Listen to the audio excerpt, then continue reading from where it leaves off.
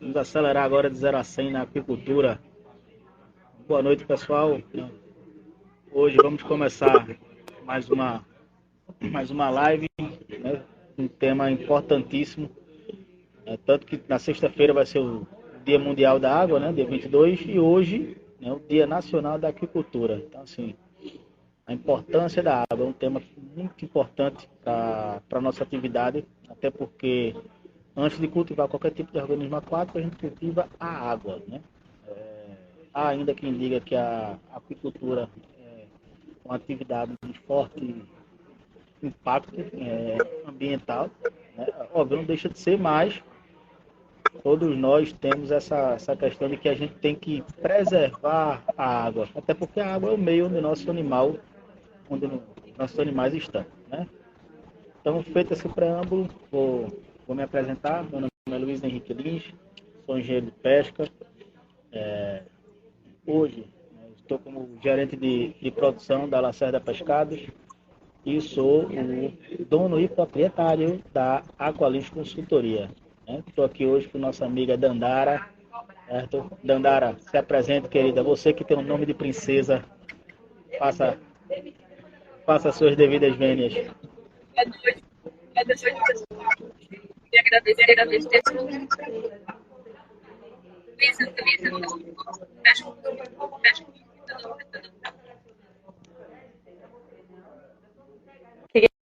Queria agradecer a todo mundo que está presente. Obrigada, Luiz, nosso garoto propaganda aí.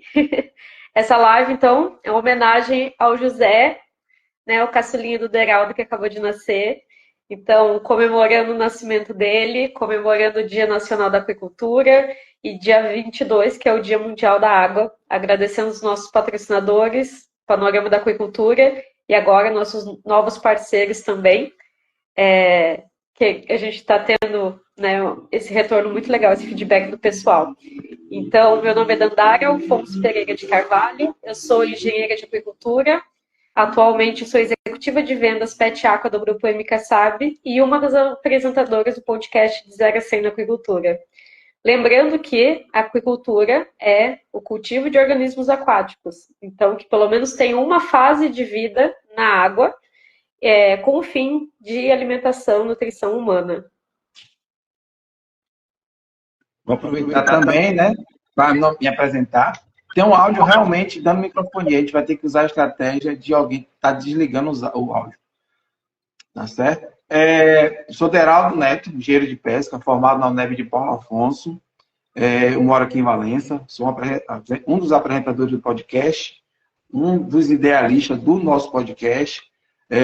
Eu trabalho na área de representação com minha empresa Cultive Plant, né, na parte de biorremediação, na venda de probióticos e biorremediadores para tratamento de água e solo na aquicultura. Tá certo? Estamos aqui para falar de uma coisa tão importante para a gente, não como só o ser humano, como também para a aquicultura. Não existe água, não existe vida sem água para o ser humano, como também não existe atividade da aquicultura sem água, né? Então, é um bem tão vital para o homem como para a nossa atividade, que o quê? Onde qualquer organismo que a gente vai trabalhar na aquicultura tem alguma fase nela, entendeu? Seja na parte de nascimento, crescimento ou reprodução, tá entendendo? Então, é um tema que, assim, que eu gosto muito. Eu sou servidor municipal da empresa de água, então há mais de 20 anos eu trabalho com água o tempo todo. Então, a minha vida toda. Então, quando eu fui para a engenharia de pesca, eu tive que trabalhar com água, e gostei mais ainda, porque é com isso que eu trabalho a vida toda. Então, assim, é um bem primordial para a gente, é um bem que a gente não vive sem ele. E vou estar abrindo aqui para tanto o Luiz, como o Dandara está pontuando, vocês aí também contribuindo em nossa live, tá legal? Pode ir, Luizinho. Opa, boa noite. Pessoal, peço até desculpas porque hoje tá uma coisa meio atípica, certo? Tava sem Wi-Fi na piscicultura, saí de lá correndo aqui para encontrar algum lugar que tivesse um Wi-Fi um pouquinho legal. né? Então, vamos dar seguimento aí e falar sobre, pontuar um pouquinho sobre qualidade da água, né? E, obviamente, puxando um pouco sobre o lado da piscicultura, né? Então, assim, como já falei anteriormente, não existe essa coisa da piscicultura ou da aquicultura ser um agente poluidor, né, de forte impacto poluente na água, certo? Até porque se nós tivermos uma água com elevado nitrogênio, fósforo, carbono, né, a gente vai ter uma água extremamente fertilizada que, em última análise, pode viabilizar o cultivo de nossos peixes, seja em viveiro ou até mesmo em grandes reservatórios, né? Eu, aqui em Paulo Afonso, né, trabalhava, na verdade, no município de Glória, no ano de 2017, a gente teve um acidente ambiental muito forte, né? Foi uma das maiores secas de São Francisco, no qual eu mesmo perdi, por conta de qualidade de água, de dia para a noite, 186 toneladas de tilápia. Obviamente, até hoje tem as fotos. De vez em quando a gente lembra, né? Até chora ainda, né? Porque foi uma coisa assim, realmente impactante. Então, assim, quando a gente fala em viveiro, certo? Ou tanque, né? Aí depende do tipo de cultivo que o aquicultor faça. A gente fala primeiro em cultivar água. Depois a gente cultiva o que quer que seja, certo? Então, quando você vai ter, por exemplo, a reprodução, ou a recria ou a engorda, você tem que ter uma qualidade de água muito boa, certo? Para que você possa, os animais possam performar o máximo possível. Sem a qualidade de água, que é um dos pilares da agricultura, né? Os outros são genética, nutrição, manejo e sanidade. Tá? Sem a qualidade de água, você não vai ter obtenção de lucro. Em última análise, é que todo piscicultor, todo cassinicultor, todo aquicultor quer. É lucro. Certo? Às vezes, quando eu converso com o pessoal, né? Fiz até um minicurso, ministrei um minicurso na UFC ano passado, né, e eu disse que, na verdade, a gente não cultiva nem peixe. A gente cultiva um meio de ganhar dinheiro. Né? E, para ganhar dinheiro, a gente tem toda um manejo de cultivo e um dos manejos é o manejo de água. Então, assim, quando a gente tem viveiros, né, ou tanto, tem que se ter um protocolo muito bem feito, muito bem elaborado de controle dos parâmetros físico-químicos. São eles os nitrogenados, né, amônia e nitrito, principalmente. O nitrato não é não é um agente tão tóxico para os peixes, mas dentro dos nitrogenados, principalmente amônia, nitrito, junto a eles o pH, certo? Aferição de temperatura, que em função de pH, temperatura, você tem aumento ou diminuição da toxicidade de amônia. Certo? E aí, junto a isso, né, para a piscicultura não é tão importante, claro que tem uma certa importância, a gente também vê alcalinidade e dureza, mas aí Deraldinho vai poder falar melhor, porque esses parâmetros eles têm um impacto muito maior dentro da cassinicultura, né? Até para poder formação de carapaça dos animais, né? Deraldinho vai poder falar melhor sobre isso. Então, assim, dentro dessa questão de qualidade de água, você tem, óbvio, os parâmetros, os valores ideais, e onde a gente vai fazendo aferições, sejam elas diárias ou semanais, para que a gente possa fazer o controle dessa qualidade de água e, se por algum acaso houver uma não conformidade, a gente entrar com o manejo necessário para a devida correção. Então, um exemplo, eu tenho amônia que está alta, tá? O que é que eu posso fazer para diminuir essa amônia? Posso fazer uma troca parcial de água, né? Troca de fundo, não troca de superfície. Né? Desculpa, que há essa diferença. Tem também, né? É importante que se utilize a questão da biorremediação, né? É importantíssima. Cada vez a gente vê que a biorremediação é uma tecnologia que veio para ficar na aquicultura, certo? Nitrito, a mesma coisa, certo? Se houver, por exemplo, a mudança de pH, não é tão... A gente não vê tantas mudanças bruscas, né? Até porque, como é a escala logarítmica, se você tiver uma mudança de uma casa, você já pode ter uma mortalidade grande dos peixes, né? Geralmente quando a gente faz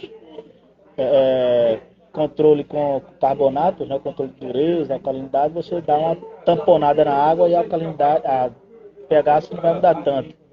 Ele vai mudar um pouco no ciclo circadiano, que aí seria na questão da fotossíntese, né? Ficar um pouco mais, um pouco menos alcalino em decorrer do CO2 ou do O2.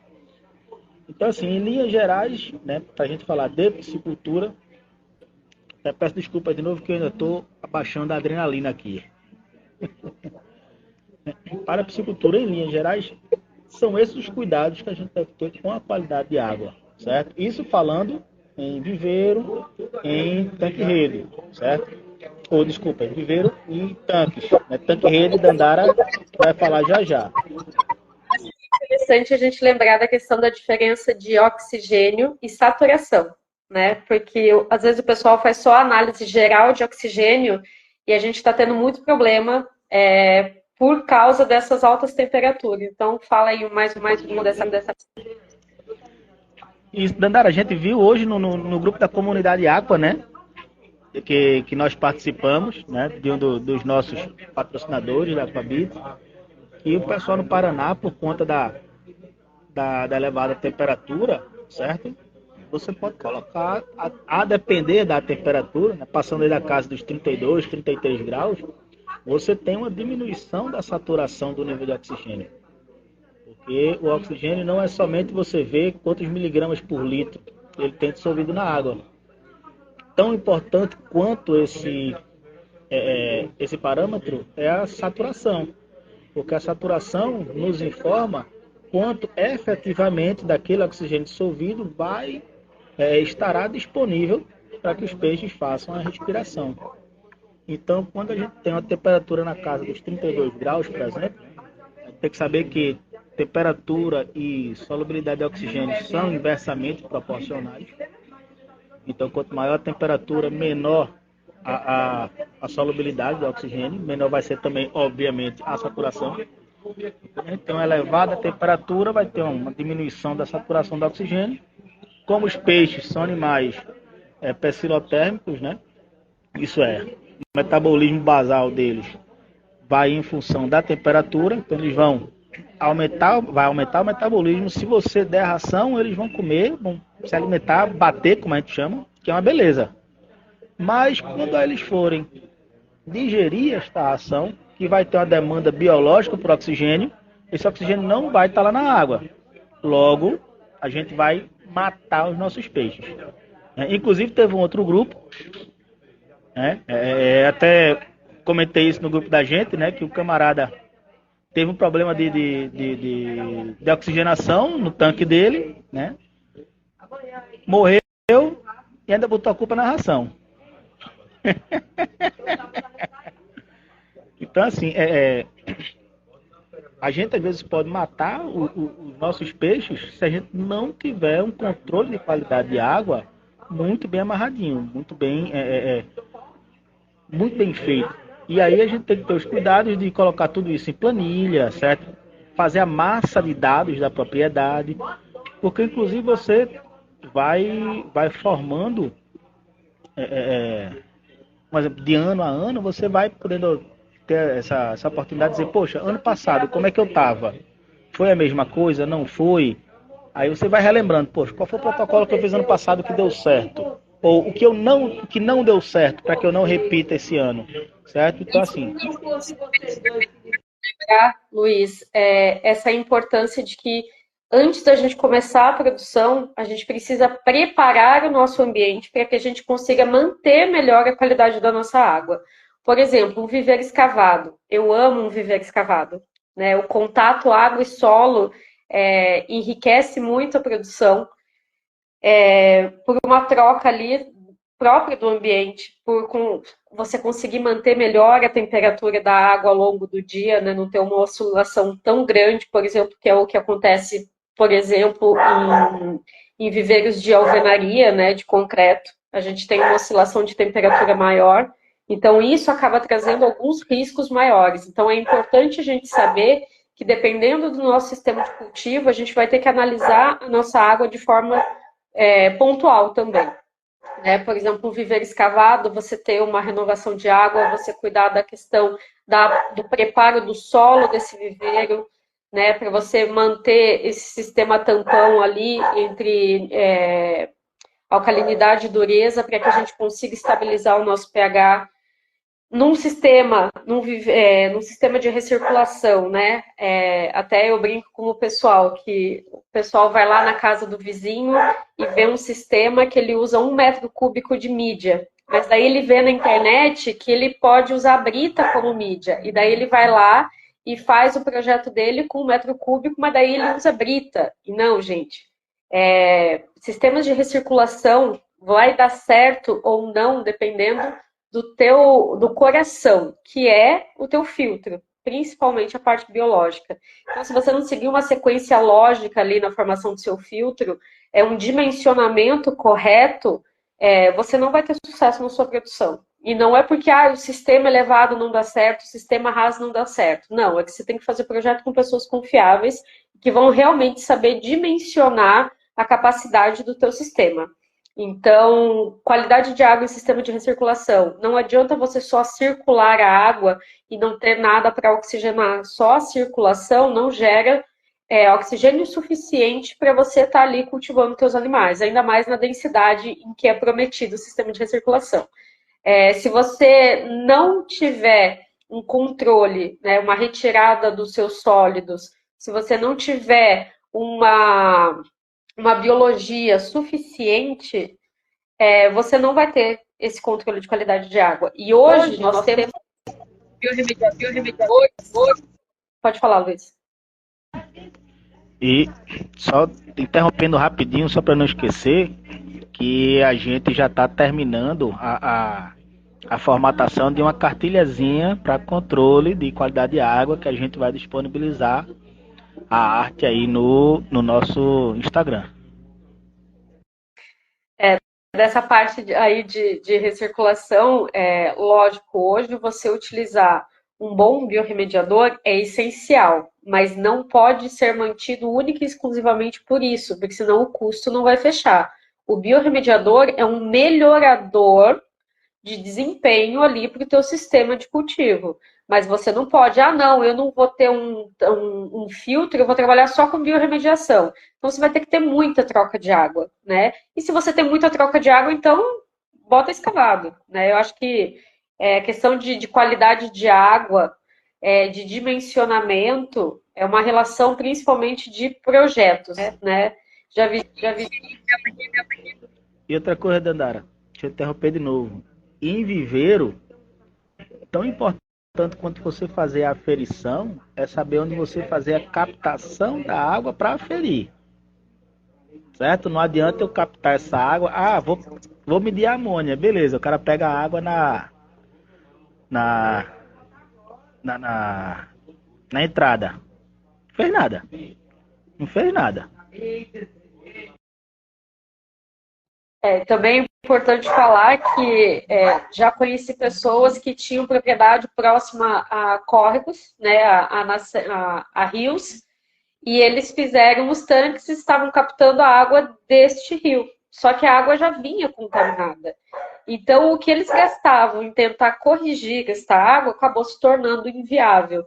Então, tudo na piscicultura começa do projeto. Então, você tem que saber a qualidade da água que você tem, para saber qual é o melhor projeto que você vai trabalhar e qual é o melhor manejo que você vai ter para manter a qualidade da sua água, para você ter uma boa safra, né? Uma boa uma produção lucrativa, né? Porque ninguém trabalha por hobby, né? Todo mundo tem uma produção visando lucro. Então, esses detalhes antes de manejo, né, de projeto, é muito importante para a gente conseguir manter uma qualidade de água.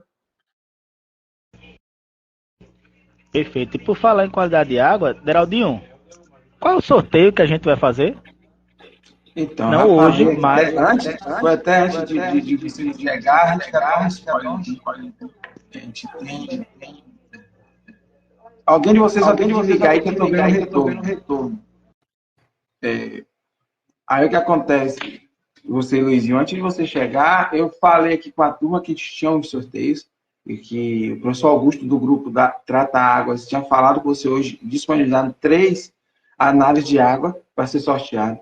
E eu disse a ele, pelo momento que eu estava hoje, que é o nascimento do meu filho, a gente ia fazer isso, porque tem que fazer uma arte, tem que preparar. Não teria só isso, a partir de segunda a gente vai estar postando isso para fazer o sorteio. Temos também a questão da parceria com a Aquabit, que eles disponibilizaram o software de gestão, né? É um software, disponibilizou o software para a gente estar sorteando, então as assinaturas de pelo menos de 3 meses para estar fazendo um teste, e também brindes da Aquabit, né? Porque vai ter tanto software para quem é profissional, como brinde para quem não é profissional, que não vai ter condições de estar usando e testando o software. E também temos assinatura digital da Panorama também. Então, a gente está num processo de organização disso para fazer os sorteios. Então, tenha certeza, pessoal, que a gente vai fazer o professor Augusto da Águas, o pessoal da Aquabit e Comunidade Aqua, porque a Comunidade Aqua e a Aquabit estão nos apoiando. Né? A gente fechou, tinha feito uma reunião e fizemos hoje, tivemos um retorno dele batendo martelo em relação a isso. Só estamos ajustando como a gente vai fazer a questão do sorteio, algumas coisas que a gente precisa. E a Panorama, que é a nossa parceira desde novembro, que a gente fechou na Panacan, nosso patrocinador Master, que acreditou e acredita no nosso potencial de estar fazendo aí. Aí eu quero pegar o gancho da questão de qualidade de água. Na questão de controle de qualidade de água, você tem a questão de nutrientes e também de oxigênio. O Luiz falou muito bem a questão de oxigênio. Lembre-se que na agricultura a gente cultiva água, não cultiva animal. A gente cultiva água. O organismo aquático é o único animal que tem uma dependência, sabe, 100% de oxigênio, vamos assim dizer. Por quê? O ambiente dele, sem oxigênio, ele não vive. E os outros são todos animais terrestres. Então, o que os animais terrestres fazem? Mesmo com pouco oxigênio, conseguem sobreviver, dependendo da espécie e o local. Né? Ou até a qualidade do ar que a gente respira também limita isso. Mas no ambiente aquático, se não tiver oxigênio, os animais praticamente todos morrem. Tem a tilápia que resiste aqui, um tempo ali, há um nível alto de estresse, mas os animais não conseguem resistir sem oxigênio. E como o Luiz falou aí, bem falado, questão de uma coisa é nível de oxigênio, a questão é saturação. Aí, fazendo paralelo a isso, vocês lembram, você subir numa montanha, né? Lembra do jogo quando vai Flamengo, Corinthians, São Paulo, Santa Cruz, né? De Luiz, o esporte, e aí vai fazer o quê? Jogar na Bolívia, nos Andes, aquela questão de lá, o quê? Muito alto, tem pouco oxigênio, não é isso? A saturação de oxigênio é pouca na altura, na altitude. Então, os jogadores precisam ir antes para se adaptar ao organismo para conseguir jogar. No ambiente aquático é a mesma coisa. Você tem uma elevação de temperatura, você tem menor saturação de oxigênio. Aí eu vou voltar para minha sardinha, vamos assim dizer, né? A parte minha de controle de qualidade, trabalho com biorremediação, na parte de carcinicultura, trabalho com parte de piscicultura, mas a parte de carcinicultura é a que 95% que eu atendo aqui na região do Baixo Sul da Bahia. A gente tem o quê? pH, temperatura, amônia, nitrito, nitrato, dureza, alcalinidade. Então, alguns fatores são importantes para o cultivo. Mas aí você tem que entender, é importante para quem? Você está quando vai trabalhar com probiótico e remediador, você trabalha com bactéria. Então, tem alguns parâmetros que são fundamentais para as bactérias. Então, naquele ambiente, você precisa ter um nível de pH, por exemplo. A bactéria trabalha muito bem no potencial dela 100%, de 7 a 7,5. Fora disso, ela já não trabalha no seu 100%. Então, você precisa ter um mínimo de alcalinidade, que é o teor de cálcio no ambiente. Para quê? Porque as bactérias precisam de cálcio, precisam de dureza. Ninguém acredita, mas ninguém normalmente não mede, mas na piscicultura você precisa ter no mínimo de 40 de dureza. E esse mínimo de dureza é para quê? É para o peixe? Não, é para que ocorram os ciclos de degradação da matéria orgânica no ambiente, os ciclos de nitrogênio, né? Da amônia, nitrito e nitrato. Então você precisa do mínimo de dureza. E normalmente o pessoal da piscicultura não mede a dureza, mas já a turma da carcinicultura mede. Então, a gente tem, por exemplo, Luizinho, pode falar. Geralmente para tilápia, valores acima de 30, 40, né, já são suficientes. Então, geralmente, naturalmente, você tem esses valores nas águas de cultivo. Né? Já o camarão, não.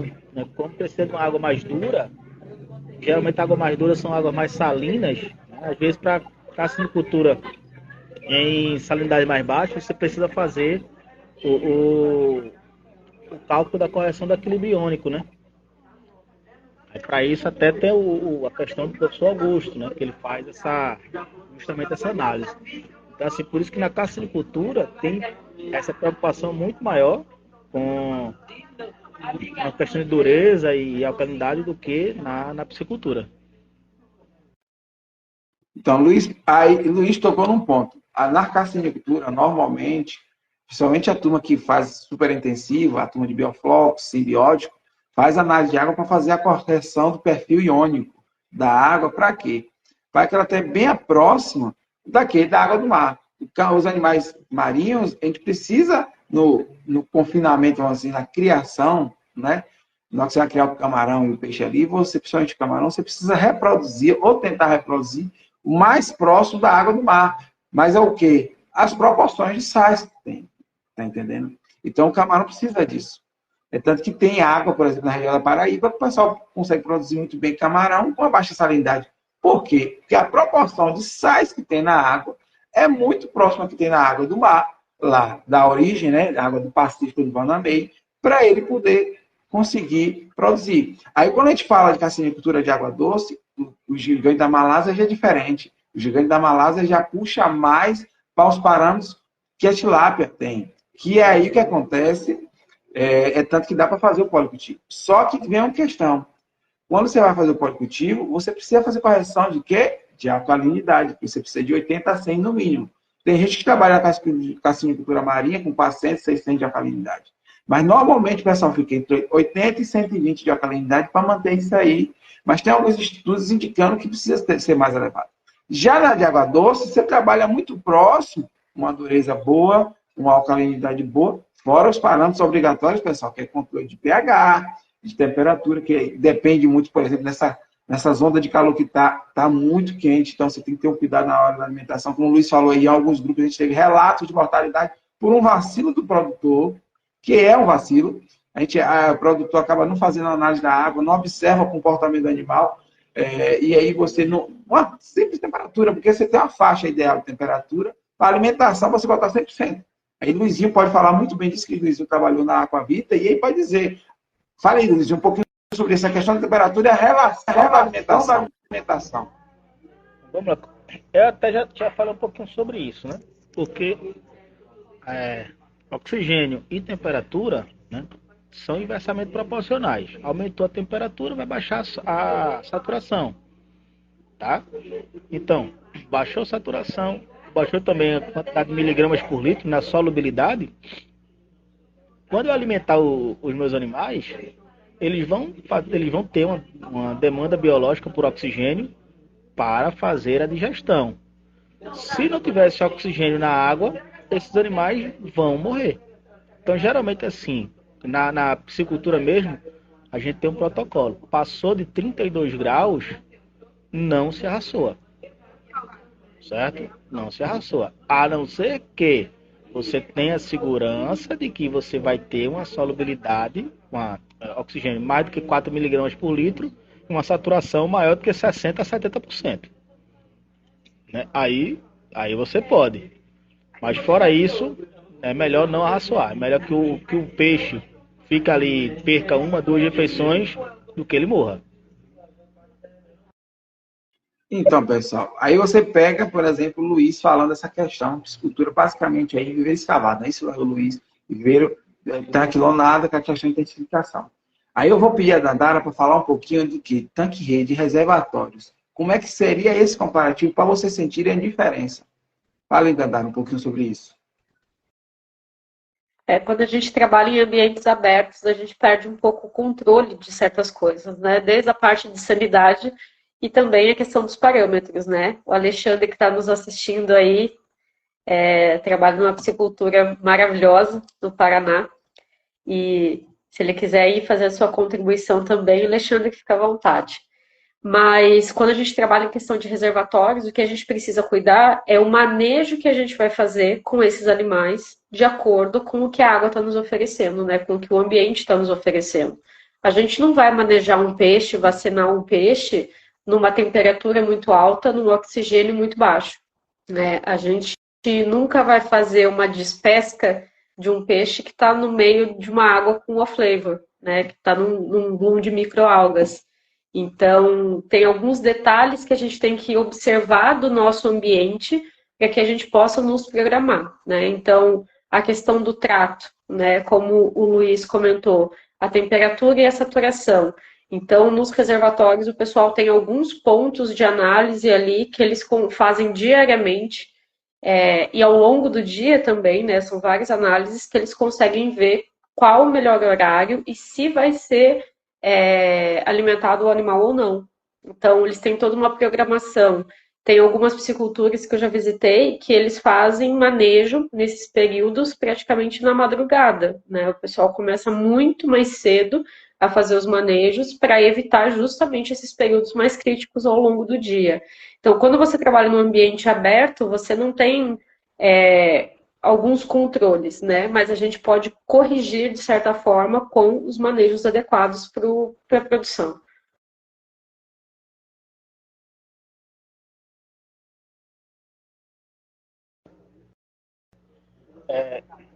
Eu voltei agora para o campo, né?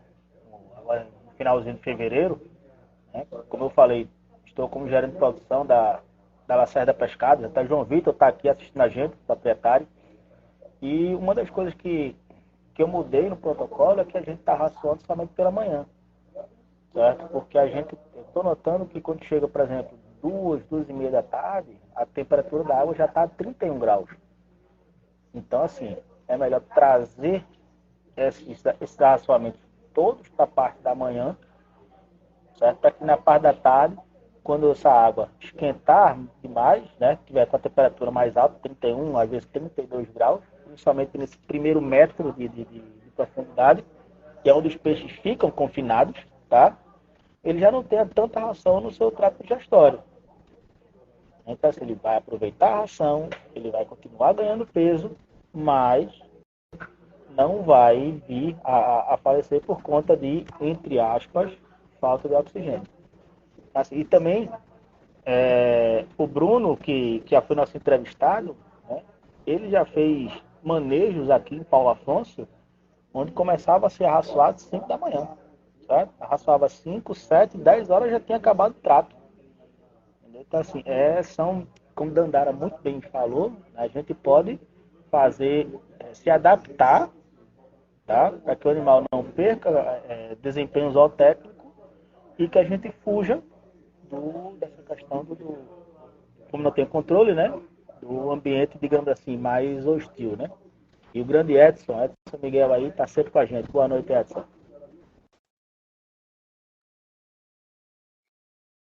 Lembrando, eu acho que essa questão, quando a gente fala de controle de qualidade de água, eu acho que puxa uma questão que estava em alta recentemente, né? Porque uma blogueira... Oi, estão me ouvindo? Gente, estão me ouvindo?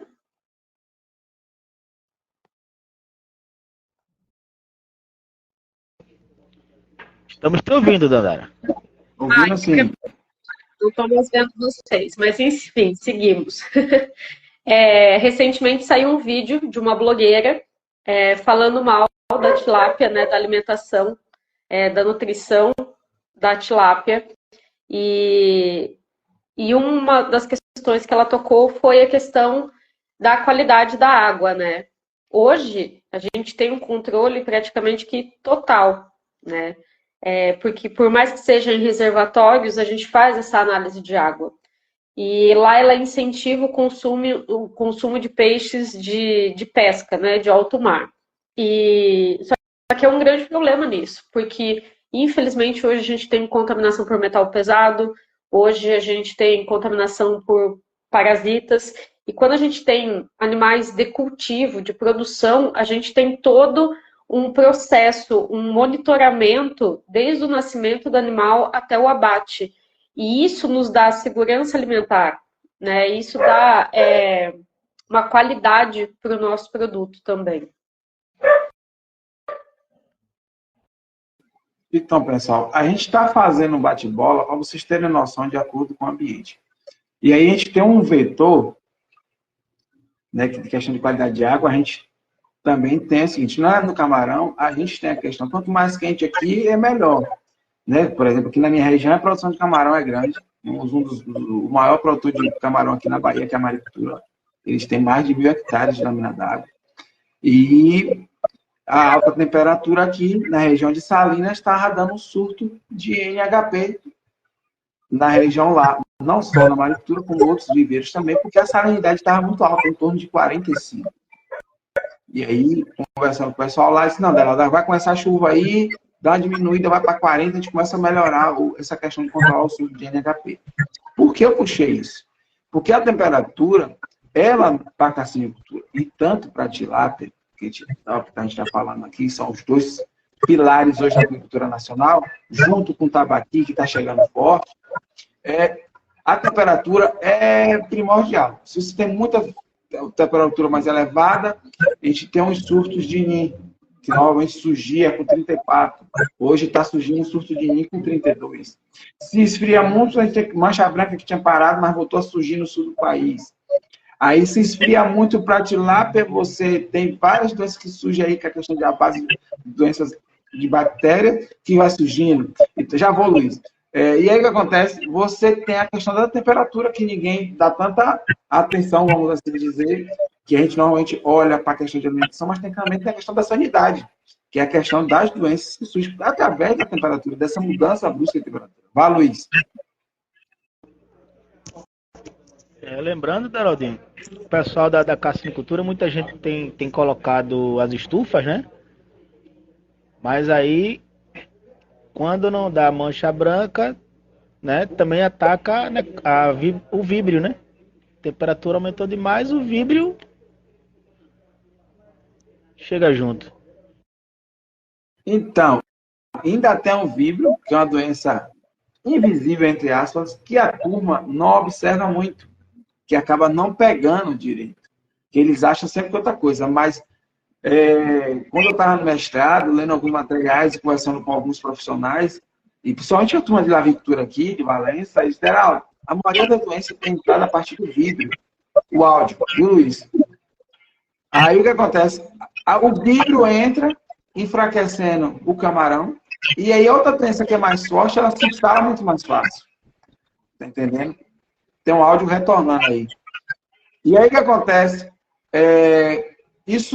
O víbrio, você acaba não identificando a doença, né? Tem a turma de camarão assistindo, não percebe o que está com víbrio, se não está. Eu já percebi víbrio em um produtor aqui em Valença, que eu fui e ele disse, não, tá tranquilo, o animal tá bem, não tem. E eu estava procurando a doença, que eu queria pegar a doença, o camarão, para levar para o laboratório, para isolar. E aí tem alguns sinais de víbrio. E aí eu peguei alguns camarões que a gente foi tarrafando, e aí eu fui mostrando ele aqui, ó. Você disse que não, o camarão tá bonito, mas tinha víbrio. Uma da questão era na antena, que ela fica um pouco áspera, e a cauda, né, na ponta do telso, ele fica esverdeado, porque ele fica um verde fluorescente, entendeu? Que aí você vê claramente isso. Eu já fiz até alguma postagem sobre isso, eu tenho umas fotos, a gente pode até estar postando para vocês darem uma olhada, mas tem alguma coisa na internet também sobre isso.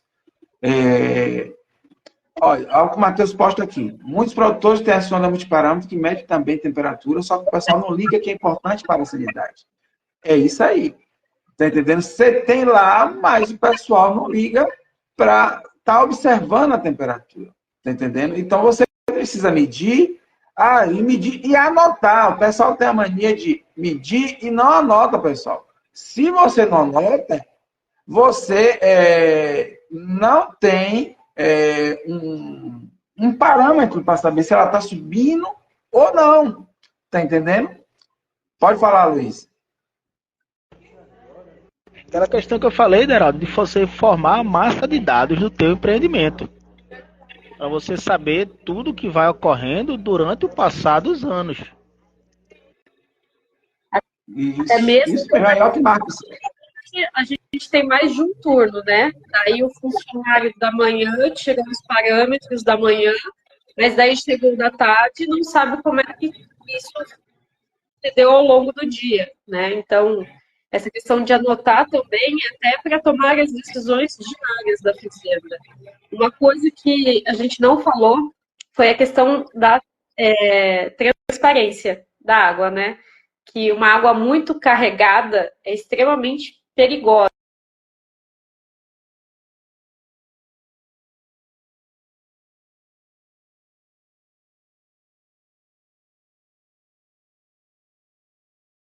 Né? Uma água muito verde tem que tomar cuidado. Então, e uma água muito transparente também é pobre em nutriente para o animal.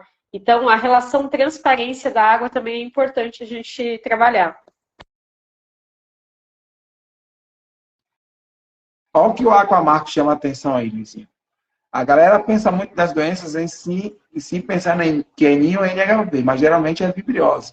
E ele fala um pouco abaixo também, pois um dos primeiros grupos que atacam são os víbrios e os vírus posteriormente. Então, assim, a pessoa não tem noção disso. Matheus também fala da questão de estar tabulando esses dados para estar prevendo questão de doença, tá entendendo? Porque você vê a projeção dos números, dos parâmetros, e você consegue tomar uma atitude para prever alguma questão que vem ali na frente. Vai, Luiz. Essa questão da transparência, né? Eu tive junto com meu amigo Ricardo, lá no Ceará, aliás, no Rio Grande do Norte, para falar a verdade, né? Eu estava na Aquavita ainda, a gente fez uma visita na Itaueira, e lá o sistema de controle de cultivo deles, eles anotam, eles têm uma palheta de cor de transparência de água. E eles anotam, ciclo a ciclo, né, diariamente, a cor da água.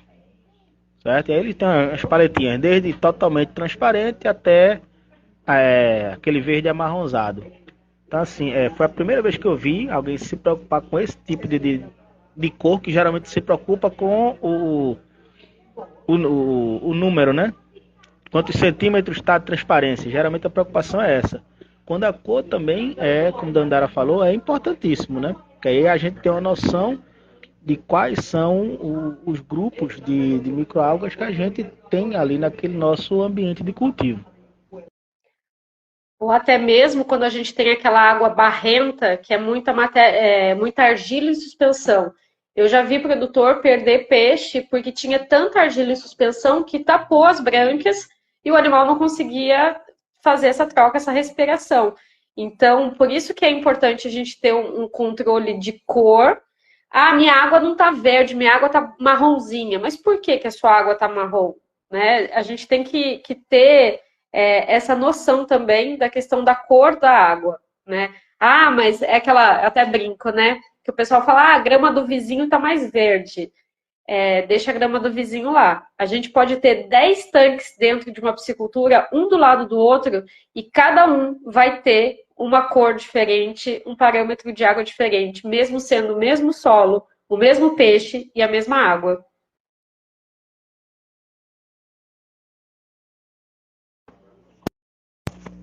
Eu lembrei do negócio, a Dandara falou isso aí, lembrei logo. Fiz um estágio na Rural e a gente tinha 2 baterias com 6 tanques cada. 6 viveiros, na verdade. Certo? E tinham 2 viveiros que eles se comportavam completamente diferente dos outros. Completamente diferente. Então, óbvio, a interação água-solo daqueles 2 viveiros em si, certo? Fazia com que tudo fosse diferente, né? A gente podia fazer o de 15 dias, fazer o nictemeral, né? E para quem não sabe, a gente passa 24 horas, né, fazendo aferições de 2 em 2 horas ou de hora em hora, todos os parâmetros físico-químicos da água, né, para fazer o ciclo, né, fechar o ciclo de como se comporta o ciclo desses parâmetros no viveiros. Então, esses 2 especificamente eram completamente diferentes, certo? A gente tinha 10 tanques que se comportavam basicamente iguais e 2 tanques que era diferente de todo mundo. Até cor da água, tudo. Aí Dandara falou, já me veio logo à mente. Esse é o perigo de a gente olhar um sistema na internet ou tirar a dúvida com o vizinho e não contratar realmente um técnico, né? Porque não é porque deu certo para uma pessoa que vai dar para todo mundo. E não é porque em um tanque se comportou assim que em todos os outros tanques vai se comportar. Eu já fui em piscicultura que o cara media os parâmetros só do primeiro tanque dele, não tirava dos outros. Então, assim, ele achava que porque estava dentro da mesma propriedade, todos os tanques se comportariam igual, né? Então, tem alguns perigos aí dentro da piscicultura que a gente precisa estar atento, né? Então, pessoal, quando Dandara e Luiz falam aí questão de cor, eu vejo muito uma coisa que Kubica falava muito, tem um material, um gráficozinho dele que eu sempre uso, sempre quando eu vou nas minhas palestras, assim, eu levo, questão da transparência da água. E aí já ouvi algumas pessoas na internet falando, mas sempre tem, e assim, aí a gente pega lá, dá uma retornada lá um pouquinho nos primórdios, vamos assim, da piscicultura, que o pessoal não observa muito. Transparência. A transparência boa é em torno de 40 centímetros. Um pouco para cima, um pouco para baixo. Mas se você pegar a transparência e conseguir manter no viveiro escavado, né, principalmente viveiro escavado, a transparência é em torno de 40, você vai perceber que os parâmetros vão estar tudo equilibrado. Então, a turma, que tem a turma da antiga, e tem uns caras que já põem isso mais na frente, que percebe essa ligação, percebe isso, e eles conseguem manter uma transparência em torno de 40 centímetros, eles percebem que a água mantém sempre transparente bem, que o animal vai bem, e quando ele perde, e ele vai controlando, seja fertilizando, seja renovando, mas a transparência é um parâmetro fundamental que você precisa só de um disco de seque que você faz, um prato branco que você faz, uma pintura dos lados, balão, e é uma coisa que você faz em casa. Eu aqui estava, quando eu estava cedido aqui, na prefeitura, eu ensinava muito isso na zona rural aqui de Valença, na área de extensão, ensinava a fazer o disco de sec e monitorar através do disco de sec, que às vezes o pessoal da zona rural não tem realmente condição de estar fazendo, comprando os equipamentos para fazer análise, e acaba aquele cultivo é só para subsistência, mas uma dica com a questão da transparência faz com que ele consiga levar um cultivo bem equilibrado, sem ter surpresa, só fazer a questão da transparência. Vai bater sempre, 100%? Não vai. Só um momento, Davi. Não vai. Por quê? Porque a gente tem uma oscilação de temperatura, chuva, tudo isso. Mas a transparência, quando você consegue manter nessa faixa, você consegue tá levando bem contigo. Pode falar, Davi. Tem um truque quando a gente não tem disco de sec, que esse é, assim, ó, todo mundo, quase todo mundo tem. Você usa o seu braço. Você estica a sua mão e você coloca o seu braço. Você tem que ver até pelo menos a linha do cotovelo. A sua mão nítida. Então, a sua mão vira um disco de...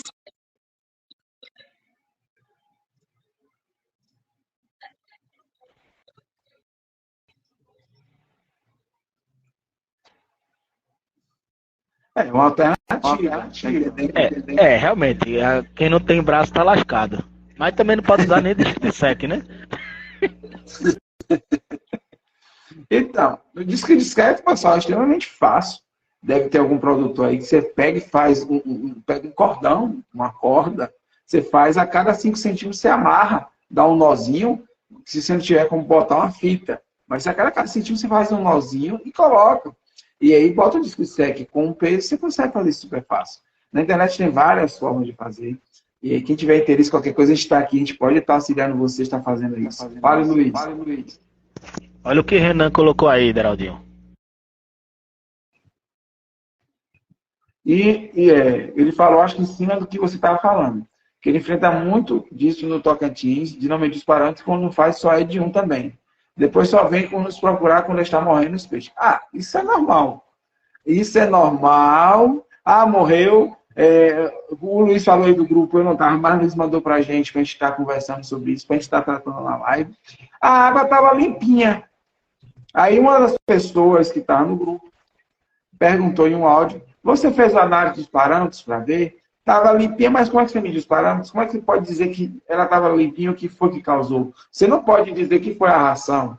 Pode ter sido alguma outra coisa, que normalmente é outra coisa, ocupa a ração, ocupa a pós-larva ou a levina, quando tem alguma mortalidade. Entendeu? É muito complicado. Sempre tem que botar. O pessoal esquece que o manejo é a parte principal. Eu sempre falo que o cara mais importante em qualquer cultivo é o racionador. É o cara que pode levantar o produtor, pode derrubar. Porque o cara pode simplesmente jogar uma cuia, como ele pode jogar o saco todo de ração. Ou seja, uma cuia que não dá nutrição o suficiente, eu jogo o saco de ração, que desperdiçando e jogo o dinheiro fora. Então, assim, e ele é o cara que menos ganha, é o cara que menos é respeitado dentro do cultivo, da agricultura. Eu sempre falava isso para os clientes que eu frequentava. Eu disse, olha, o cara mais importante aqui é o arraçador. É o cara que pode lhe ajudar a ganhar dinheiro ou pode lhe derrubar. E se o patrão faz alguma coisa e o arraçador, né, o funcionário dele fica meio de banda que não está gostando de alguma coisa, ele vai se ganhar. Pega, jogar o saco de ração. Ah, não tem que botar? Bota. Ele bota todo de uma vez. Quer um saco com dinheiro, ele bota todo de uma vez. Vai dinheiro. Como é que o patrão vai saber que ele perdeu a ração? Só lá na frente, quando vem a bomba. Tá entendendo? Deixa eu ver aqui se a gente tem aqui para outro ponto, né? Eu acho que deu para fechar. O pessoal ficou com alguma dúvida sobre a questão de qualidade de água. O Luiz Dandara tem mais alguma coisa para estar falando sobre qualidade de água? Se tiver, vamos falar. Outra coisa que eu queria falar, antes de a gente mudar, biomediador e probiótico não faz milagre. Ele é uma das ferramentas que nós temos no manejo para ajudar. A gente vai trazer gente para estar falando sobre isso, como já falou sobre biotecnologia, mas deixar claro para quem vê aqui ou quem vai estar vendo que probiótico e biomediador é de acordo com a função. Quando você usa na ração, probiótico é probiótico. Quando você pega o probiótico e usa para tratar água ou solo, ele vira biorremediador.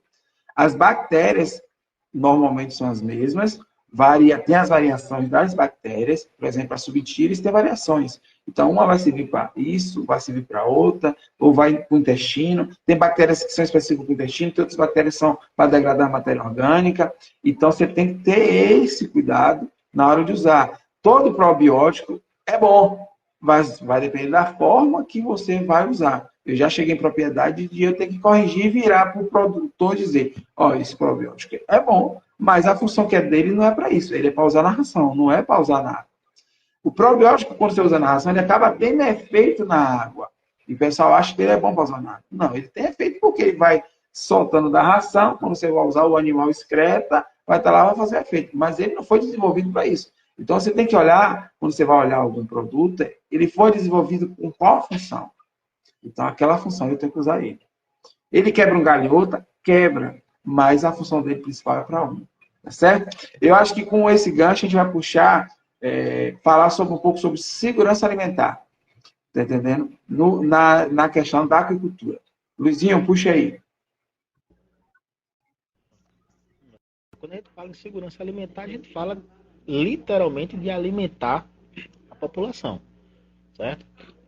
E óbvio, quem é apicultor, ele vai alimentar a população e vai ganhar dinheiro com isso também. Eu sempre falo isso, né? A gente aqui não é padre franciscano para dar peixe de graça.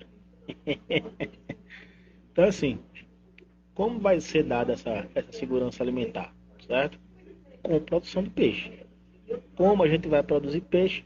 Respeitando todos os pilares da aquicultura, certo? E um desses pilares é a qualidade de água. Não adianta nada, por exemplo, eu ter a melhor genética, a melhor nutrição, fazer um manejo de seleções espetacular, se eu renegar a qualidade de água para um segundo plano. Nenhum desses outros pilares vai conseguir fazer a performance da maneira correta. E a partir disso eu vou ter prejuízos dentro da minha piscicultura, da minha cassinicultura, e não vou ter biomassa suficiente para fazer as minhas vendas, né? E, obviamente, a partir das vendas, né, você tem a biomassa para ofertar à população essa proteína, essa carne, certo? Que é de altíssima qualidade. E pegando aqui também aquele ganchinho que o Dandara falou, né, independente daquela senhora, né, que eu queria falar mesmo, meu jurídico está aqui. Posso? Posso não. Meu jurídico está aqui do lado, disse que não posso, né? E assim, o que ela falou, atrocidade em cima de atrocidade, né?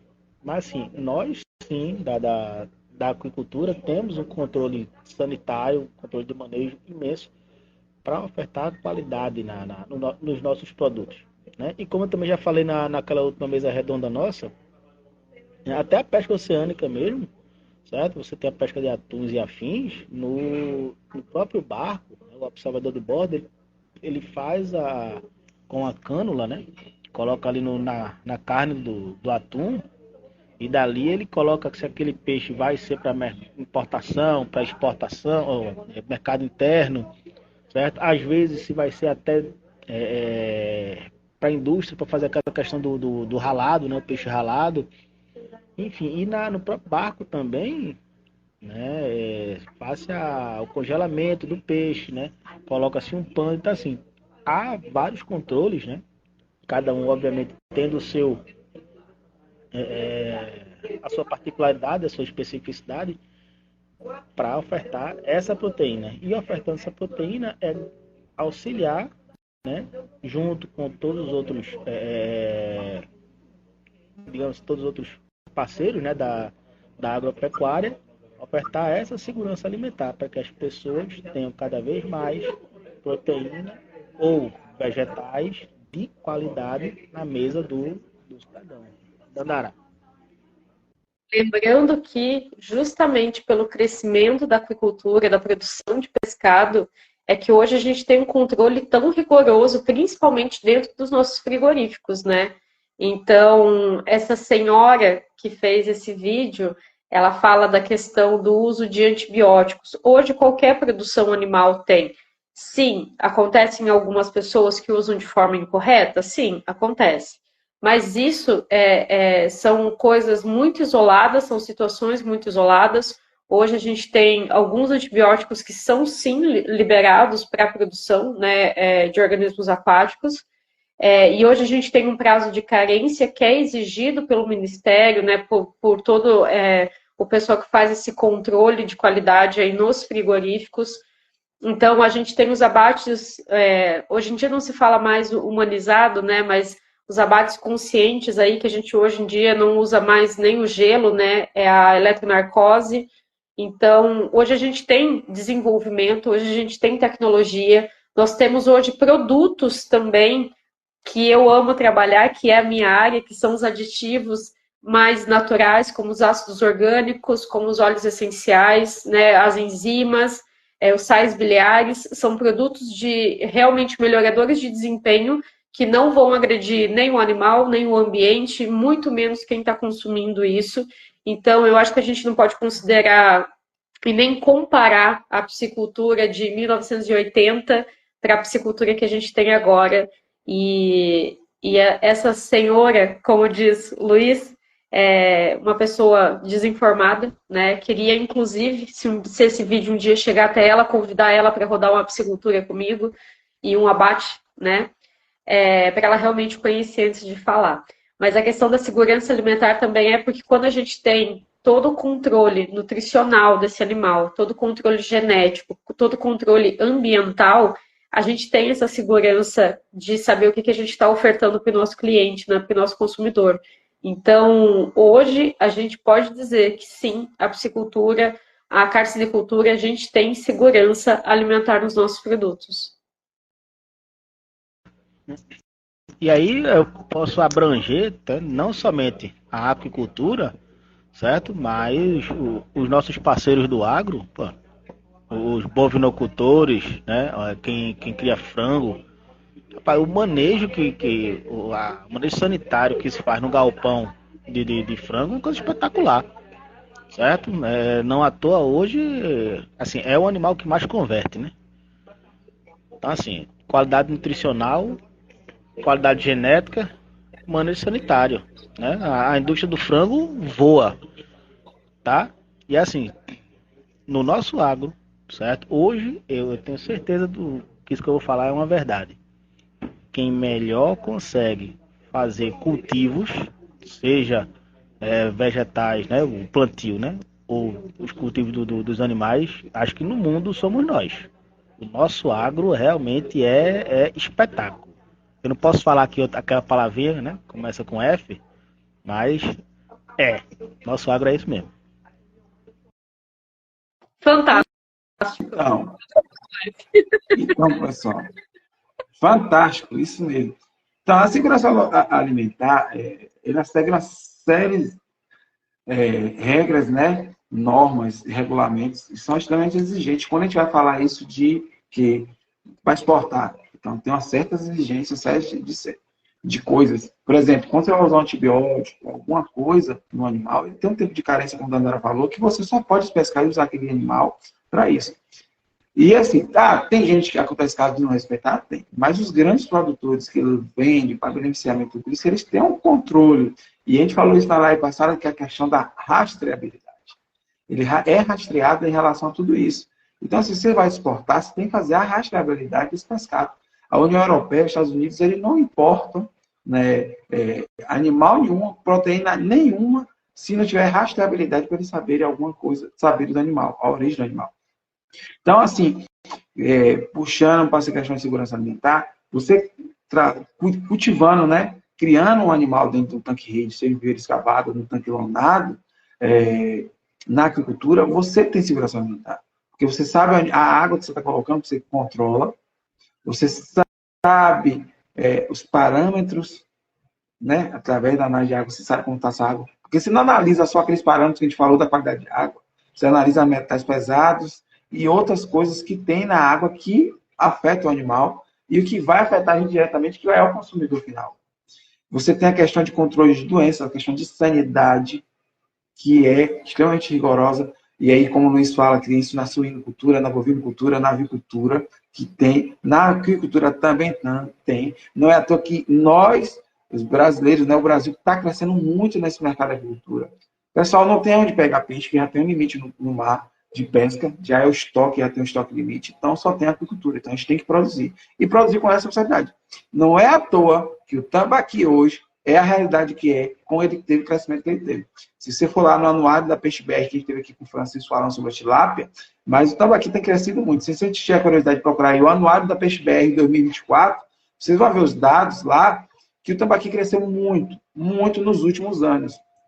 Entendeu? E, claro, a tilápia vem crescendo, vem mantendo, mas o tambaqui tem tido um crescimento surpreendente. Não é surpreendente para quem vem de fora, mas para quem está dentro não é surpreendente, porque todo mundo já apontava isso, porque foi um investimento pesado no norte do país, a turma de lá estava investindo na questão de tecnologia para criar o tambaqui, e aí ele está chegando a outros locais do país. Então, essa questão da segurança alimentar é extremamente importante para a gente, porque é onde a gente passa a confiança para o consumidor final. Quem vai atrás de pescado, pessoal, vai atrás de qualidade de proteína. Então, quando você vai fazer uma dieta, ou você faz uma cirurgia, algum procedimento, qual é o alimento que o pessoal manda? Carne leve, vai comer peixe, vai comer filé de tilápia. Hoje a tilápia já é recomendada pela grande maioria dos médicos. Tilápia, tem que comer tilápia. O melhor peixe do mundo, do universo, do multiverso. Tilápia. Então, vou abrir para vocês dois estarem falando um pouquinho mais, para eu poder ler aqui o que mandaram aqui, um bocado de coisa aqui, rapidinho. Eu quero aproveitar. Tem um ex-cliente, um produtor que eu atendi aqui, que está assistindo, o pessoal da Mega Peixe, e eu nunca vou esquecer que quando eu chegava lá, eles me recebiam com uma marca de sashimi, um peixinho assim, ó, top, de qualidade, fresquinho, e realmente a carne da tilápia, vamos dizer assim, né? Senão o Luiz me mata, mas o pescado em si é uma questão de saúde. As pessoas às vezes vão no supermercado e falam assim, nossa, mas um quilo de filé não enche. Daí tem lá um quilo de carne, né, às vezes no mesmo preço, ou até mesmo mais barato. Só que as pessoas que consomem peixe, que consomem produtos da agricultura, elas estão lá consumindo uma questão de saúde. Hoje em dia a gente vê peixe como qualidade de vida. Tanto é que na pandemia a gente teve um aumento muito grande do consumo, né? Porque as pessoas estavam em busca de uma melhor alimentação, uma questão de saúde. Então, peixe, camarão, ostra, alga, né? Aquicultura é saúde. Então, pessoal, eu já fiz a postagem. Rapidinho, Deraldinho, deixa eu só falar um negocinho. Vale. O Dandara falou, certo? Que a turma diz, o peixe não enche. Né? Depois a gente vai até falar sobre isso, sobre essa questão de nutrição. Não é que não enche, é porque tem uma digestibilidade muito melhor. Ele vai nos nutrir muito melhor. Principalmente a carne bovina, certo? Nada contra, adoro, né? Churrasquinho. Nossa, quem me conhece né? Mas assim, a carne bovina é uma carne que a gente demanda muita energia e muita água também para digerir, certo? Então assim, às vezes a gente vai para um rodízio, come muita carne, no outro dia parece que está de ressaca, né? E o peixe não. O peixe você pode consumir loucamente, né? E você tem uma digestibilidade. Nosso organismo ele é feito para consumir, né? Principalmente peixes e pequenos animais, né? Então, assim, a digestibilidade é muito maior e a nutrição que você tem com esse tipo de carne também é muito melhor para a saúde, certo? E assim, tem muito cidadão, né? Tem muito senhorzinho e senhorazinha que vem falando da piscicultura, que diz que o peixe de cultivo não tem ômega 3, não tem ômega 6. O pessoal não sabe o que é que se faz nas rações, né? Porque com os óleos essenciais, mesmo como a Dandara sabe até melhor do que eu, a gente faz o enriquecimento de ômega 3 e ômega 6 nas rações, certo? Então, assim, isso fica no peixe também de cultivo. Também tem ômega 3 e ômega 6. Então, assim, geralmente quem fala mal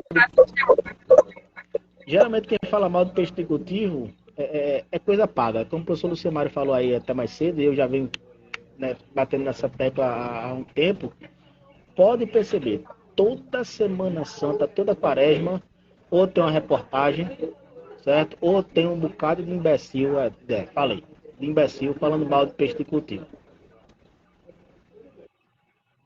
Então, ó, pegando esse gancho aí do Luiz, o Renan botou aqui.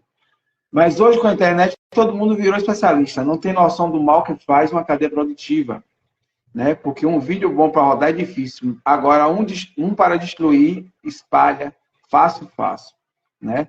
É outra coisa que quase falar, sem contar que é uma atividade, a agricultura, que é bem regulamentada, que faz com que tenha garantia de procedência, provavelmente os grandes produtores que são de onde vem o pescado dos supermercados. Então, assim, tem muita informação. E aí eu queria falar para vocês, por exemplo, eu fiz uma postagem no Instagram meu da minha empresa, da Cultivo Plant, falando sobre os benefícios do camarão, sobre os benefícios do peixe. Depois dá uma entradinha lá para dar uma olhada. E aproveita antes disso, segue a gente, que precisamos de seguidores. Queremos ver se a gente batia hoje, a nossa meta, ver se a gente batia 500 seguidores hoje com essa live. E aí a gente faz uns sorteios aí de alguns brindes, né? Então, assim, temos o Brasil é um celeiro de especialistas e na agricultura nós temos várias assumidades que trabalham toda essa questão, não só essa questão de produção, mas também a questão da segurança alimentar, pessoal. Então, a gente está comendo uma proteína que tem uma segurança para comer. Quem fala mal é porque não conhece, tenha certeza. E aí, a gente está na Semana Santa, vem essas bombas aí, relógio, que estoura na boca da Semana Santa para prejudicar o setor. Está entendendo? E, então, é complicado. E a gente fica pisando em ovos nessa época, porque a gente sabe que sempre surgem esses vídeos. Olha, Renato Gouveia, da Aquavita, está aqui. Então, hoje tá várias pessoas que estão na nossa mira para fazer uma entrevista, trazer aqui para fazer um bate-papo com o nosso podcast, hein? Já foi Paulo, a Aquamar também teve aí, que a gente conseguiu entrevistar o pessoal da Aquamar na Fenacan. Renato, a gente não conseguiu, deu umas entrevistas muito grande. Ailton tá aí também, viu? Oi? Ailton também tá aí, acabou de entrar. Ailton, me surpresa aí em breve. Gente, só algum ponto mais sobre a questão da segurança, pessoal? Não, só já algumas aqui, perguntas aqui.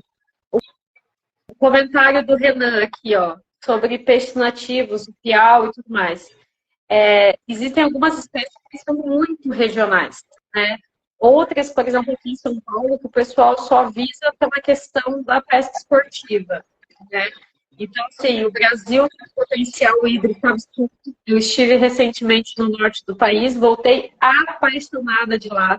Tocantins e Pará tem um potencial produtivo absurdo e que, inclusive, né, recentemente saiu algumas matérias, né, sobre o Pará.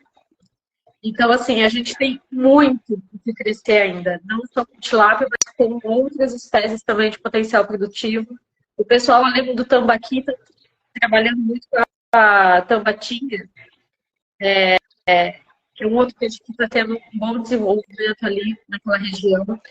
Comi alguns peixes lá no norte que aqui para São Paulo não chega. Então, a agricultura em si é muito rica e a gente tem muito que explorar ainda, tanto de espécies como de sistemas produtivos. Ali, como o outro amigo falou, da Nautilus Fish, que o piau é um peixe muito agressivo, né? Então, aqui em São Paulo, a pessoa costuma comprar muito piau para colocar em pesqueira, né? Mas é um peixe extremamente saboroso. E até mesmo o lambari, né? Que antigamente era tão comum, a gente até achava no supermercado, e hoje já está tão difícil de achar. Então, a gente tem todo esse trabalho aí para fazer. E hoje, com certeza, a tilápia vai ser o carro-chefe sempre pela qualidade do seu filé. Mas a gente tem que explorar também todo esse potencial de espécies nativas de cada região. Olha o que o nativo trouxe para a gente aí, Nativo Fish. Piau é excelente para controle de quironomídeo e também de verminoses. Eu não sabia. Eu conheço piau quando eu morei na região de Paulo Afonso. É um dos peixes que os pescadores adoram. É um peixe muito gostoso. Normalmente eu como piau aqui mais na minha região aqui do Baixo Sul, mais da região de Paulo Afonso. Eu gostava muito de mergulhar lá e sempre via aquele piau três pintas, sempre me chamava muita atenção, que era muito fácil de você ver ele mergulhando e o pessoal sempre gostava. Aí Renan já chama aí que na Araguaiana, a tabatinga, conhecida como caranha, é campeã de vendas. Então a gente tem algumas espécies regionais, né? O tambaqui é uma espécie regional que caiu no gosto do brasileiro, principalmente ele assado, né? Ali na grelha, e fica muito gostoso. Entendeu?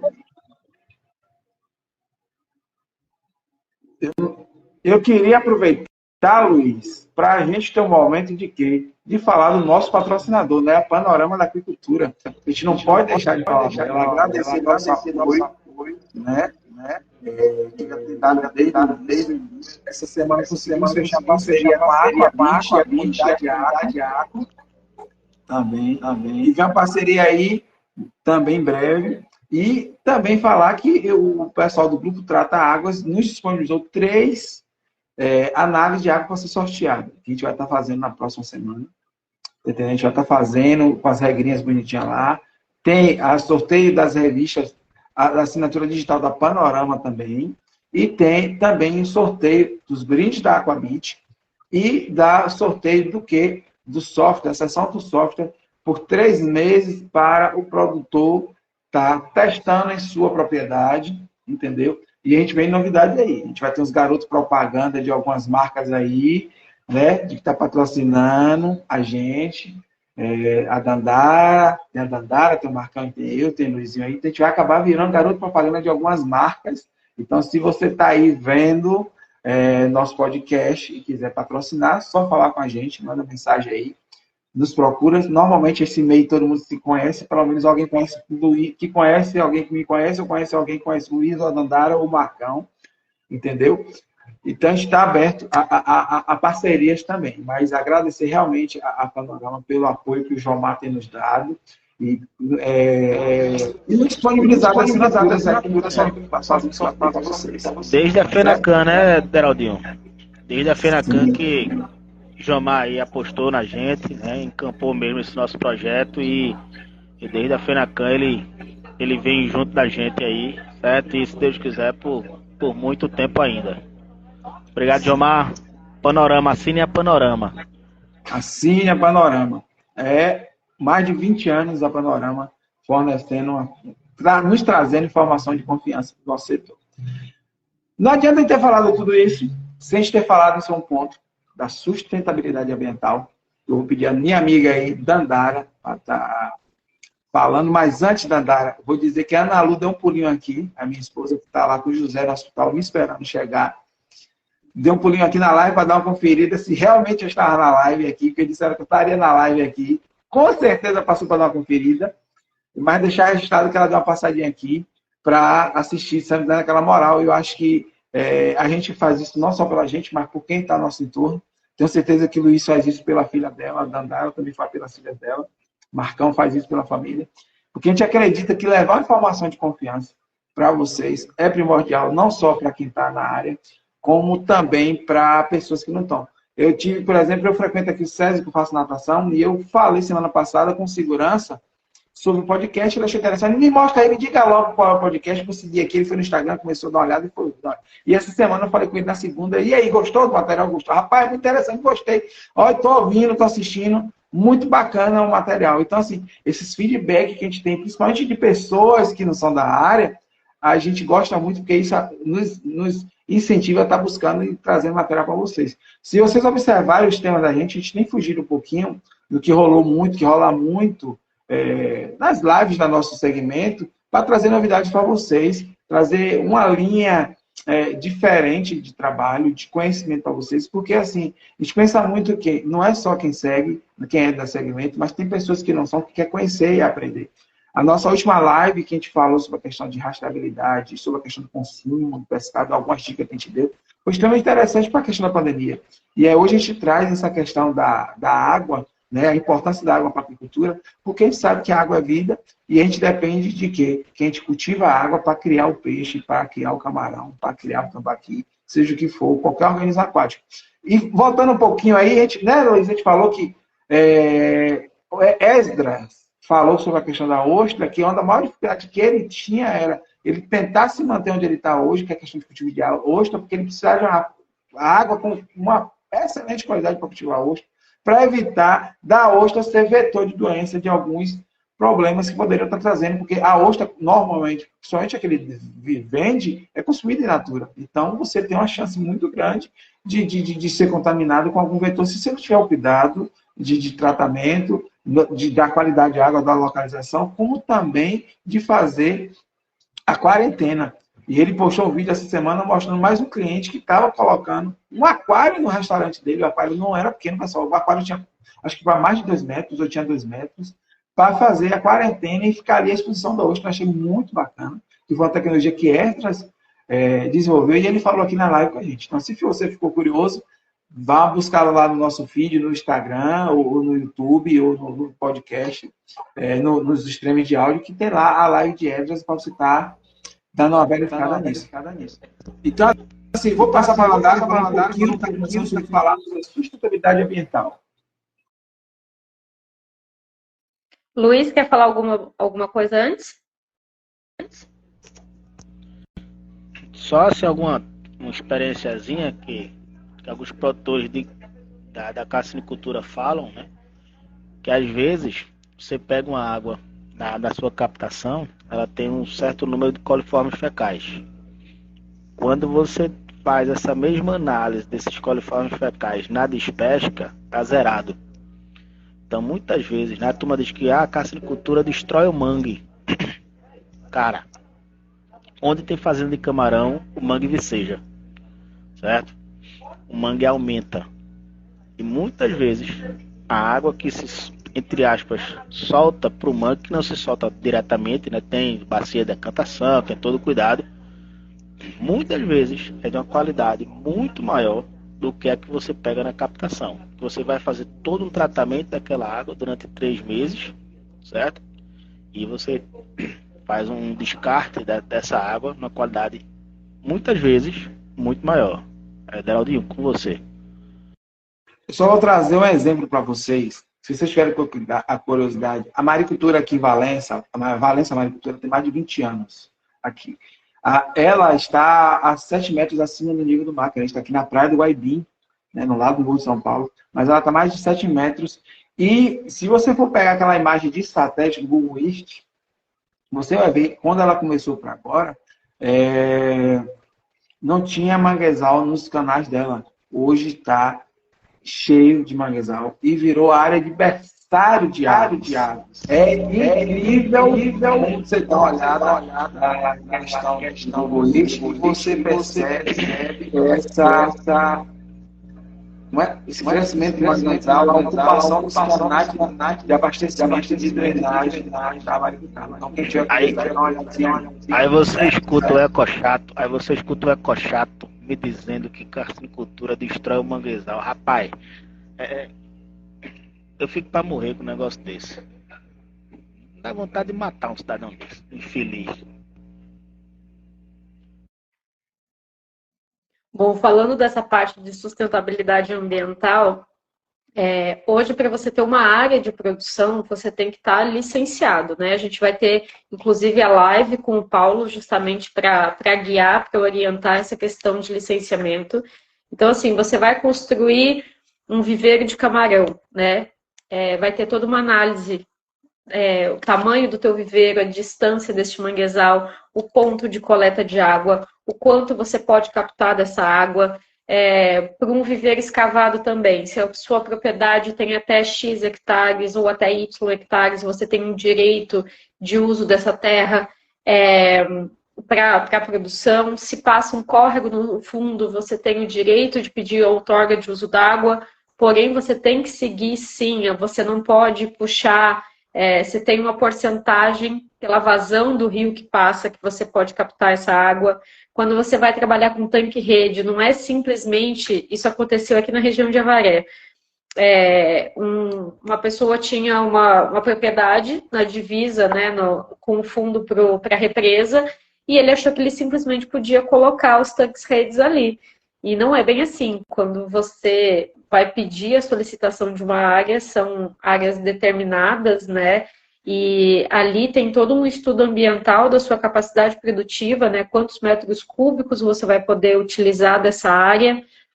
Então, tem gente que coloca mais tanques, só que tanques com uma metragem cúbica menor. Tem gente que coloca menos tanques, só que tanques maiores.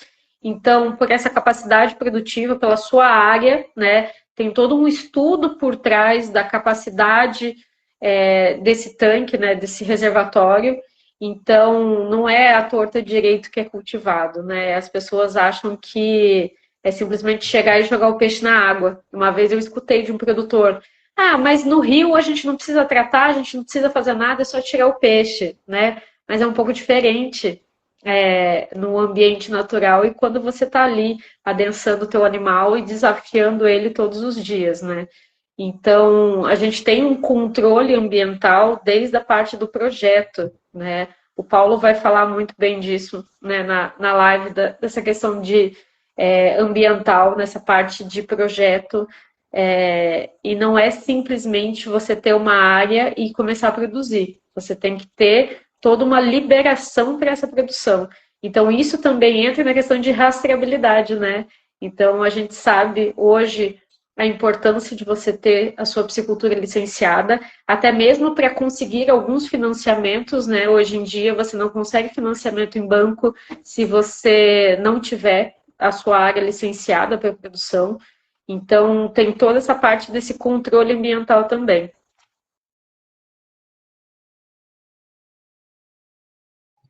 Então, Luizinho, pode falando aí.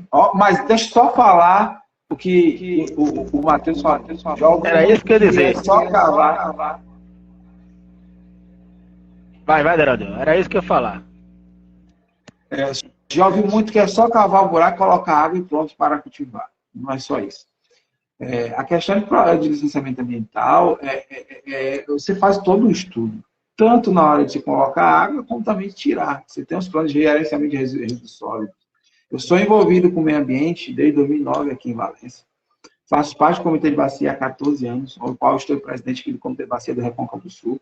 Inclusive, vou fazer uma palestra sobre esse tema, a importância do Comitê de Bacia para a agricultura no IFBA aqui, Campus Valença, no sábado pela manhã, para os alunos de lá que me pediram.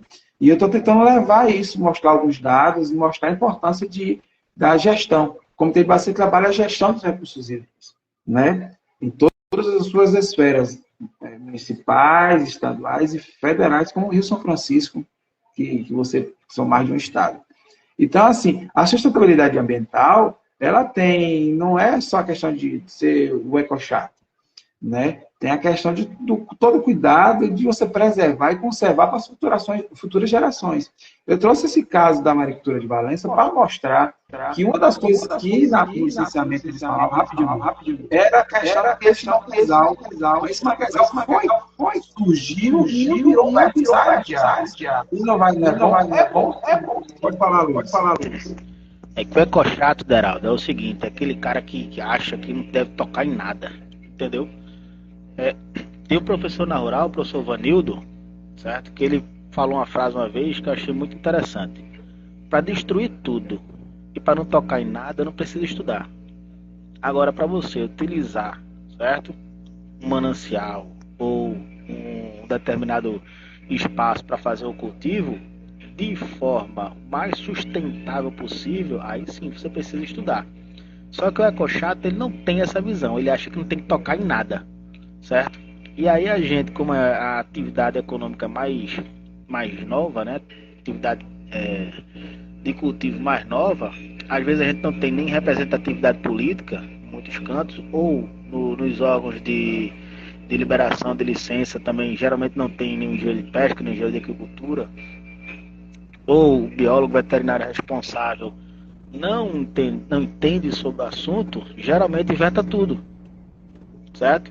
E esse é o ecochato, é aquele camarada que acha que a carne que ele come dá em árvore, né? Acha que é só ir no supermercado, já vem embaladinha ali bonitinha, né? Dá em árvore. Mas não, nego velho.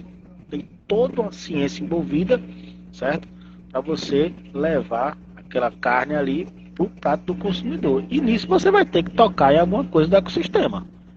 Independente de qual seja o teu ramo da agropecuária. Lembrando que todo efluente de piscicultura, ele passa um processo também antes de poder ser descartado, né? Então, a gente tem lagoas de decantação, né? Lagoas que a gente coloca as plantas aquáticas para ajudar aí na retirada do nitrogênio, do fósforo. Então, a gente tem um processo também. Muitas pisciculturas hoje utilizam justamente essa água do reservatório que se forma depois da despesca, né? Que ele tem esse processo de decantação, eles tratam essa água e utilizam essa própria água. Então, assim, hoje, o que a gente gera de resíduo é muito menor. Quando eu fui na Itaueira, certo? Dezembro agora de 2023, que inclusive eles aumentaram, estão fazendo 8 viveiros, cada um de, aí eu não me lembro os hectares, né? A gente até postou isso.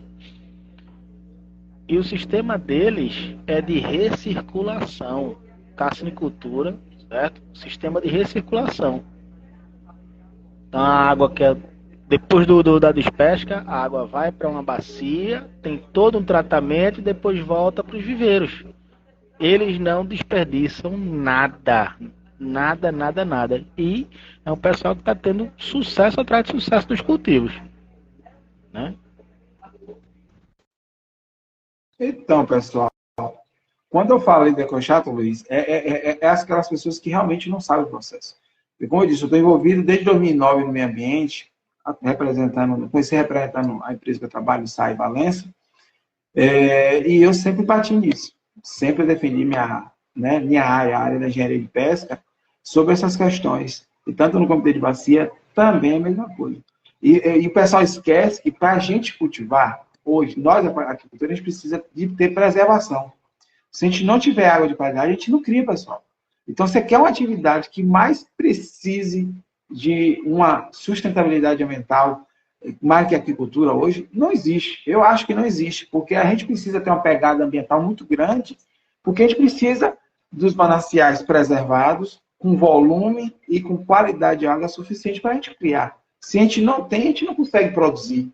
Então, assim, quando o Luiz traz esse caso da Taueira aí, que Ricardo estava lá, e eu não me engano, Luiz, eram viveiros de 3 ou 4 hectares, alguma coisa desse tipo, que a gente postou lá no nosso news, né? Aqua News, que a gente postou lá no nosso Instagram, trazendo essa notícia. Então,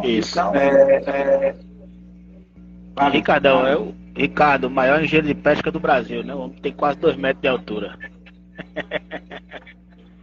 Então, a gente precisa de um ambiente equilibrado, precisa com água de qualidade, para a gente produzir, e produzir bem com qualidade. A gente tem um preço bom para o camarão, para a tilápia, para o tambaqui, seja para qual for o pescado, se a gente cultiva ele, consegue tirar um pescado com qualidade, né, que é analisado.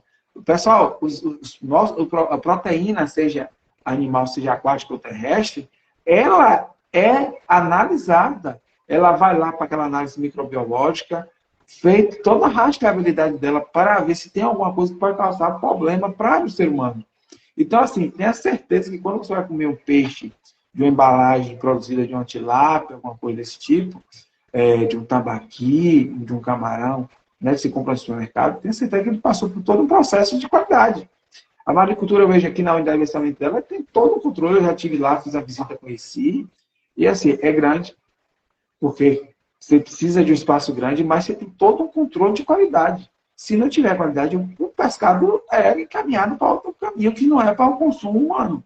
Está entendendo? Então, assim, se a gente precisa de sustentabilidade ambiental, seja no reservatório, para criar em tanque-rede, seja no viveiro escavado, seja no tanque lonado, né, sistema de alta densidade.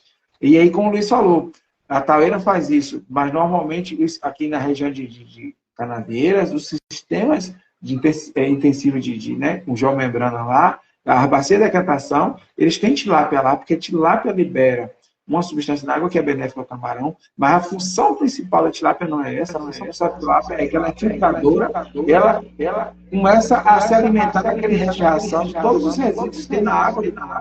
E aí É a mucina. É a mucina, Deraldinho. Que é do muco que é do muco da tilápia. Né? Já tem alguns estudos que estão provando, digamos assim, né, que essa substância na água, quando retorna, os camarões se utilizam, né, se beneficiam dessa substância. Então, você vê que você tem um benefício. O Renan traz aí, ó, que é importante, a gente está participando de todos os grupos ambientais. Eu participo do Conselho de Meio Ambiente aqui do município, participo do Comitê de Bacia já há algum tempo, e ele fala que, eu acho que também, Renan fala que está participando do Comitê de Bacia, então a gente tem que estar lá para a gente estar defendendo o nosso. Que a gente não tem como, porque muitas vezes quem vai estar fazendo licenciamento, ele não tem conhecimento daquilo. É tanto que tem alguns estados que o licenciamento anda melhor, se não me engano, Ceará, Pernambuco. Foi preciso o engenheiro de pesca entrar lá para estar mostrando a eles qual é o benefício, como fazer, porque a rigorosidade era tão grande que achava uma coisa e depois começou a ver que não. Então, assim, a gente precisa ocupar os espaços. Nós, profissionais da cultura, precisamos ocupar esses espaços ambientais, para mostrar o lado bom da agricultura. Tem o lado ruim, como todas as atividades têm, mas a gente precisa mostrar o lado bom. A gente só é visto nas mídias, a grande maioria das vezes, a parte ruim. Não, a gente tem que ser mostrado pelo lado bom. A gente produz, a gente preserva, conserva os ambientes que a gente precisa e também produz um produto de alta qualidade para a população. Está entendendo? Deixa eu ver aqui se tem mais algum comentário. Luiz, tem mais alguma coisa a falar sobre a questão de sustentabilidade ambiental? Dandara? Aqui teve um comentário muito legal do pessoal da Nativo Fish. Eu trabalhei no Piauí e no Paraíba do Sul. A água montante é pior do que as águas do efluente. A estação de piscicultura acaba funcionando como uma estação de tratamento. Já vi algumas situações do pessoal em determinadas épocas, né, que o poço não dava conta, tratava a água do rio, tratava a água, utilizava na piscicultura e daí descartava essa água de volta para o rio. E como ele fazia esse tratamento, a água realmente voltava também melhor. A gente está com a caixinha de perguntas cheia, então, antes da gente pegar a caixinha de perguntas, agradecer novamente os nossos patrocinadores e os nossos parceiros, né, o pessoal da Panorama da Aquicultura, o pessoal da Aquabit, da comunidade Aqua, e o professor, que eu ainda não decorei o nome dele, Augusto. Professor Augusto, que também é da Tratáguas. Isso. Então vamos Sandara, vou botar aqui as caixinhas de pergunta e você vai falando, tá certo? As perguntas. Vamos começar pela Aquamar. Qual a densidade máxima do viveiro para tilápia?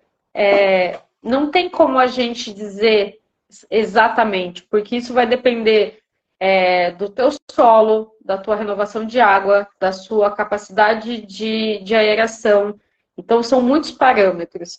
Eu já vi gente que o máximo de produção ali que conseguiu atingir foi 4 peixes, e eu já vi gente trabalhando com 12, né? Só que isso vai variar muito. Como a gente falou, você pode ter 10 tanques dentro de uma propriedade, cada um vai se comportar de uma forma diferente. Então, é muito complicado a gente falar densidade máxima ou mínima. Isso vai depender da sua realidade aí, do seu sistema. Luiz, quer falar mais alguma coisa? Eu até ia falar, mas você já respondeu.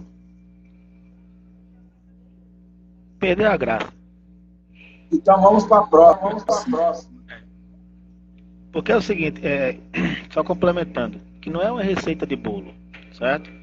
É aquela coisa que Dandara acabou de falar. Tem coisas que dão certo para mim, certo? Tem coisas que não vão dar certo para o vizinho. Ou tem coisas, certo? Eu já cheguei em cliente, certo? Quando eu trabalhava junto a Kairos, que os protocolos, Derador, você com certeza já viu isso, os protocolos de inserção da biorremediação, certo? Viveiros colados um no outro. A mesma água de captação, a mesma densidade, a mesma espécie, mas os protocolos eram completamente diferentes.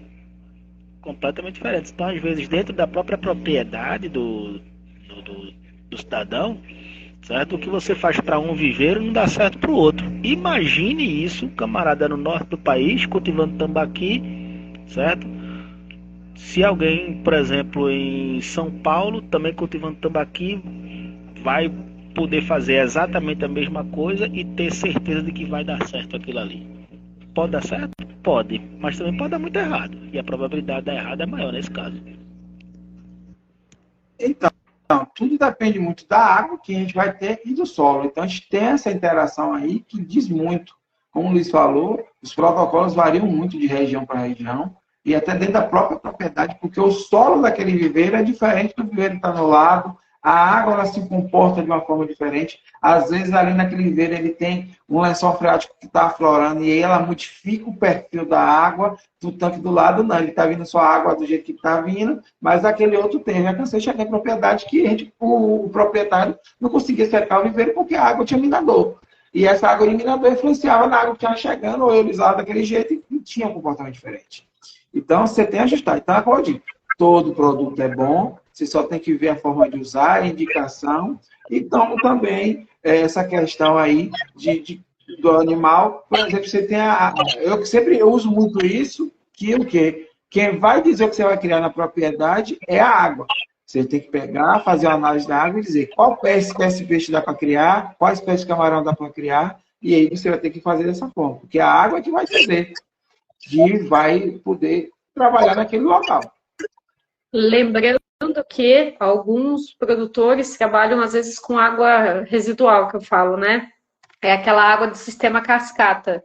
Do primeiro tanque, passa para o segundo, para o terceiro, para o quarto. Então, assim, o primeiro vai ter sempre uma qualidade melhor que o... O rei, isso aí, né? Não, às vezes é o sistema cascata mesmo. São vários tanques escavados em níveis diferentes que eles vão passando a água, porque não, né, é uma única entrada e uma única saída. Então, eu falo que é a questão da água residuária desses viveiros. Então, você nunca vai poder trabalhar com a mesma densidade do primeiro ao último viveiro. Você vai ter que levar isso em conta também.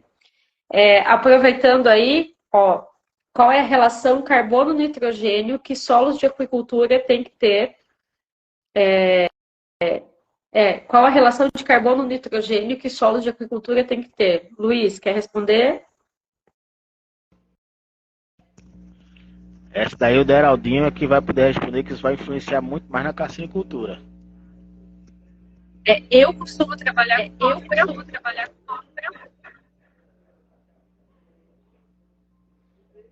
Então, essa relação carbono-nitrogênio vai variar muito de acordo com a microfonia aí.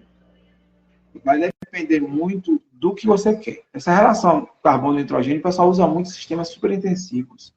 E aí essa relação carbono-nitrogênio é para você fazer uma água, um bioflocos, vamos assim dizer.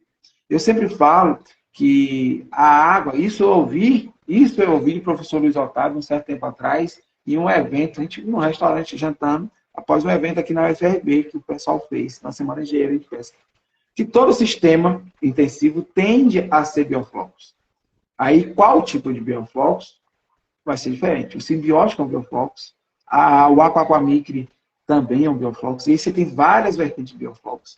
Eu até falei um dia desse conversando com o Luiz sobre essa questão, e eu vi os grupos de bioflocos, tudo praticamente morreu hoje.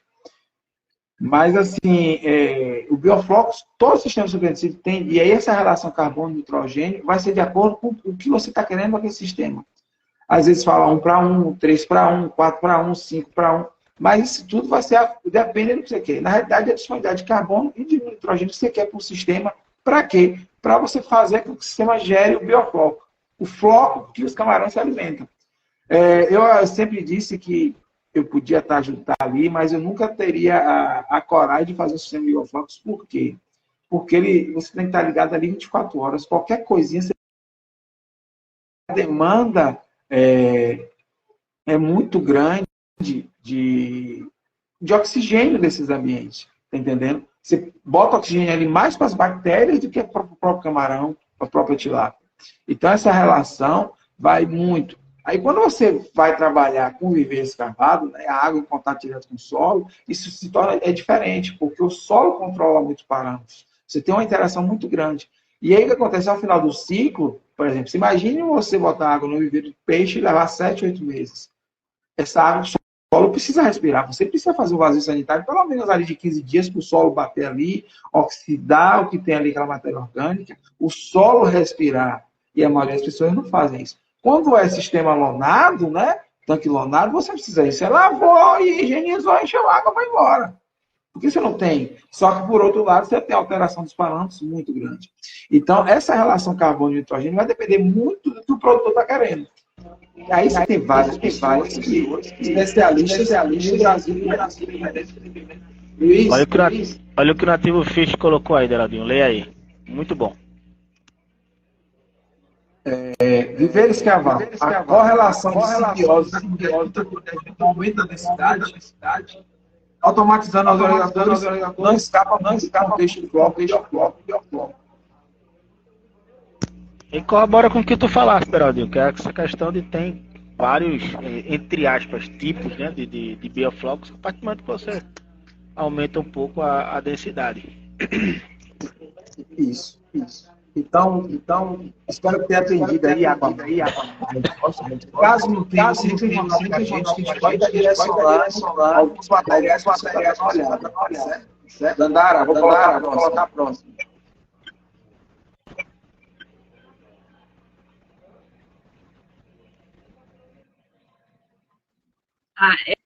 Essa, o professor Matheus, conheci ele lá na FENACAN, IFC, na verdade. Na FENACAN a gente vi ele, mas não conseguimos conversar. Relação de aminoácidos na ração e qualidade de água. O que vocês veem no campo? O pessoal considera ou somente fala em proteína bruta? Para a qualidade de água, o pessoal não leva em consideração questão de aminoácido, não. Pelo menos eu não tenho visto. É uma questão muito mais da digestibilidade da proteína, utilização de algumas enzimas para facilitar aí a digestão e diminuir a excreção, e também uma questão de conversão alimentar, mas também relação de fósforo e fibra, né? Dessa excreção, desse balanceamento aí da produção da ração. Mas em relação a aminoácidos para a qualidade de água, não tenho visto ninguém focar nisso, não. Para a qualidade de água.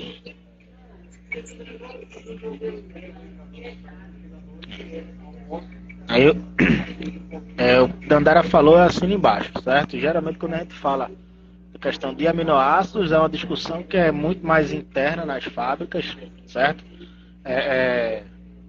Questão da relação, da formação da proteína ideal, certo? Quais são os aminoácidos essenciais, quais não são, né?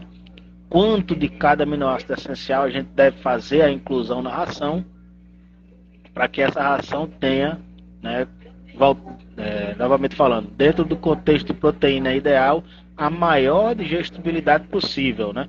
Que a maior digestibilidade é justamente do peixe gastar menos energia para fazer a digestão daquela da proteína, certo? Fazendo assim com que haja uma uma menor conversão, né? Ele converta mais carne, gastando menos energia. Agora, realmente, para qualidade de água. A nível de campo, a gente não vê isso. A nível de campo, geralmente, o pessoal só trata mesmo de proteína bruta. Vamos, então, respondido? Vamos para a próxima. Tem uma que eu vou deixar por último, viu, Dandara? Essa aí, vamos ver. Dandara? De pescado, o que vocês acham que tem de uma oferta promissora? Tilápia, sempre, há muito tempo. Os peixes redondos, né? Tambaqui, tambacu, tambatinga, esses vêm ganhando mercado, principalmente, como eu comentei antes, né, o potencial produtivo da região norte, que agora está começando a ser explorada. Eu aposto muito nessas duas. E, assim, temos o Panga aí, que está tentando ganhar o mercado, mas eu acho que ainda, né, a gente tem alguns entraves nessa produção. Então, é um peixe que daqui a algum tempo acredito sim que possa ter um mercado competitivo, mas a tilápia ainda vai dominar o mundo. A questão do Panga, acho que foi 2022 que eu vi essa estatística. O Brasil já importa uma quantidade considerável de filé de Panga. Tá? Salvo engano, a estatística que eu vi era coisa de 70 mil toneladas ano. Tem até que rever, né? Esse é um dado que está desatualizado, tem que atualizar isso daí, mas a demanda por esse peixe tem, mais filé. Agora, assim, como a maioria das pessoas vê o Panga e acha um peixe feio, né? Quando você vai assim na feira para vendê-lo inteiro, o consumidor meio que rejeita um pouco, certo? Mas quando você vende o filé no supermercado, com certeza o pessoal consome muito bem. Tanto é que a gente importa uma quantidade considerável desse peixe. E aí também tem não só o norte, certo? Que vai crescer muito ainda, certo? Ainda tem um polo fortíssimo que é ali em Ariquemes, tá? Mas eu vejo também ali o centro-oeste, né? Mato Grosso do Sul, o pessoal vai crescer muito, tá? E ali vai ser principalmente tilapicultura, né? Mas peixe redondo ali também, quem puder criar, né? Peixe redondo também vai ter uma demanda pelo consumo muito grande, né? Futuramente, né? E Edson Miguel aí tá sempre com a gente, produtor lá de Glória do Goitá. Tá sempre com a gente. Eu estive recentemente no Mato Grosso também, visitando um cliente que até então 80% da produção dele era de peixe nativo, principalmente pintado e tambaqui. E ele abatia cerca de 20 toneladas dia de peixes nativos, e ele está indo para 10 toneladas dia de peixe nativo e 20 toneladas dia de tilápia. Então, ele expandiu muito a área dele de produção de tilápia. A tilápia é um fenômeno. A tilápia, como você disse, vai dominar o mundo. A tilápia é espetacular. A tilápia é linda, maravilhosa. Então, pessoal, eu aconselho a vocês darem uma olhada aqui no Anuário da Pesca, do Anuário da Pesca, né? Anuário do Peixe BR, na realidade, 2024, com os dados atualizados. Tem muito dado interessante. E tem algumas informações como essa, tá entendendo? Que assim a gente começa a ter noção de como é mercado, como funciona, e até principalmente o produtor, ele pode fazer os planejamentos dele. Aí você vê um produtor desse, como o Dandara falou, ele produzia 20 toneladas de peixe nativo, reduziu para 10 para produzir 20 de tilápia. Por quê? Porque o mercado está absorvendo. Está faltando peixe no mercado. Corrigindo, ele abatia por dia, não produzia. Ele abatia por dia 20 toneladas de peixe nativo, reduziu para 10 e agora está colocando 20 de tilápia. Então, quando a gente fez a live aqui com o Francisco Medeiros da Peixe BR, né, um dos motivos de falar sobre a questão de importação de tilápia do Vietnã era isso, porque a gente sabe que tem um mercado aqui para crescer em produção, temos áreas, né, e espaço para produzir, o brasileiro produzir, e temos um mercado em expansão no Brasil.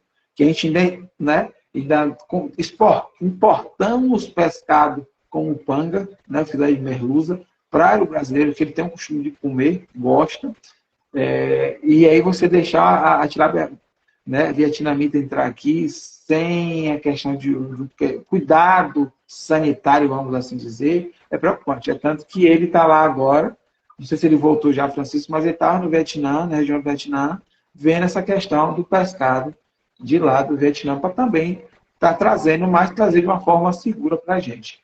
Deixa eu mostrar aqui a última pergunta, que não é uma pergunta. O Edson Miguel disse, a aula de probiótico não perco por nada. Com certeza a gente vai trazer alguém, a gente está planejando, a gente tem uma agenda já com algumas pessoas, esperando, né, a confirmação de algumas pessoas. A gente tem uma live extremamente interessante daqui a 15 dias. Não vai ser no dia da quarta, vai ser na sexta, porque a professora, a disponibilidade dela só tem como ser na sexta à noite, mas a gente vai trazer uma pessoa especialista na parte de tecnologia de pescado para vocês. Estamos falando um pouquinho mais, já que a gente vai estar logo após a Semana Santa, a gente não conseguiu a agenda dela para estar trazendo um pouquinho antes, mas é interessante para vocês, para quem produz principalmente, e para os estudantes, ver a questão de tecnologia do pescado, que faz parte de beneficiamento do pescado. Luiz? Aqui o comentário do Matheus, Geraldinho. Saber que o top, o T é de tilápia, agro é top e o T é de tilápia. Gostei, viu, Matheus? Gostei dessa. Vou até fixar aqui na nossa live. Gostei dessa. Que o T de tilápia é T de top. Isso é verdade. Então, pessoal, vou passar a palavra para a Nandara estar agradecendo, depois o Luiz, mas está aberto aqui para algumas perguntas, se vocês quiserem mais algum questionamento. A gente já passou de 1h30 de live, estamos fazendo quase 2 horas de live, então, assim, espero que vocês tenham gostado. Tem muita gente que vai assistir depois, né? Que o conteúdo nosso, a gente tem percebido que o pessoal tem consumido conteúdo após as lives, tá entendendo? Próxima semana eu vou estar disponibilizando já aí. Eu vou fazer a edição e estar disponibilizando os áudios nos streams de áudio aí para você estar ouvindo. Vou passar para a Dandara para fazer os agradecimentos ao nosso patrocinador e eu e o Luiz para se despedir. Gente, obrigada por todo mundo que acompanhou a live, que participou. Agradecendo a todos os nossos patrocinadores, todos os nossos parceiros para o Panorama da Aquicultura, Aquabit, pessoal da Tratáguas. Tá me ouvindo? Da comunidade Aqua. Tá me ouvindo? Tá me ouvindo? Sim. Pessoal da Tratáguas, de Aqua e da semana eu vou estar numa live com eles também. Obrigada por todo mundo que participou. Professor Matheus, seria um prazer ter a Dandara lá também. Topa, bora marcar. Tô dentro, principalmente se for presencial aí no Nordeste, gente.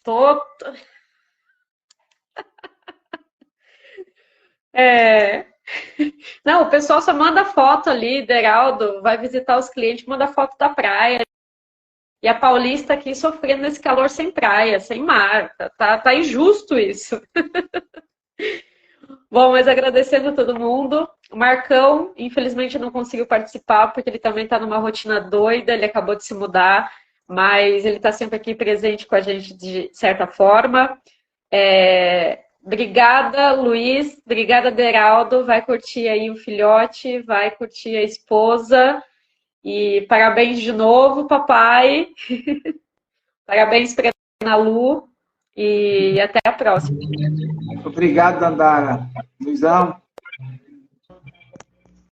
Só agradecer, certo? Parabenizar você novamente, Deraldinho. Certo? Obrigado. Bem-vindo, José. Certo? Com certeza aí com muita saúde e vai dar muito orgulho futuramente. Certo? Agradecer novamente a Panorama, certo? Nosso patrocinador master, nossos colaboradores, nossos parceiros aí, Aquabit, Comunidade Aqua, certo? Agradecer também ao professor Augusto, do Grupo Tratáguas, que disponibilizou hoje essas três análises aí, que a partir de segunda-feira a gente já vai começar a ver a questão do sorteio, certo? Muito obrigado, boa noite a todos, né? E daqui a 15 dias tem mais. Então, pessoal, eu quero dizer, né? Eu não esperava hoje estar fazendo essa live por causa do nascimento do meu filho.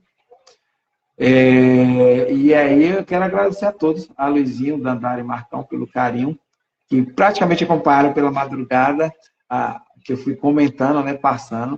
Agradecer aqui Joelso, professor Matheus, professor Semário, Matheus, várias pessoas que estão aqui com a gente, que acompanham.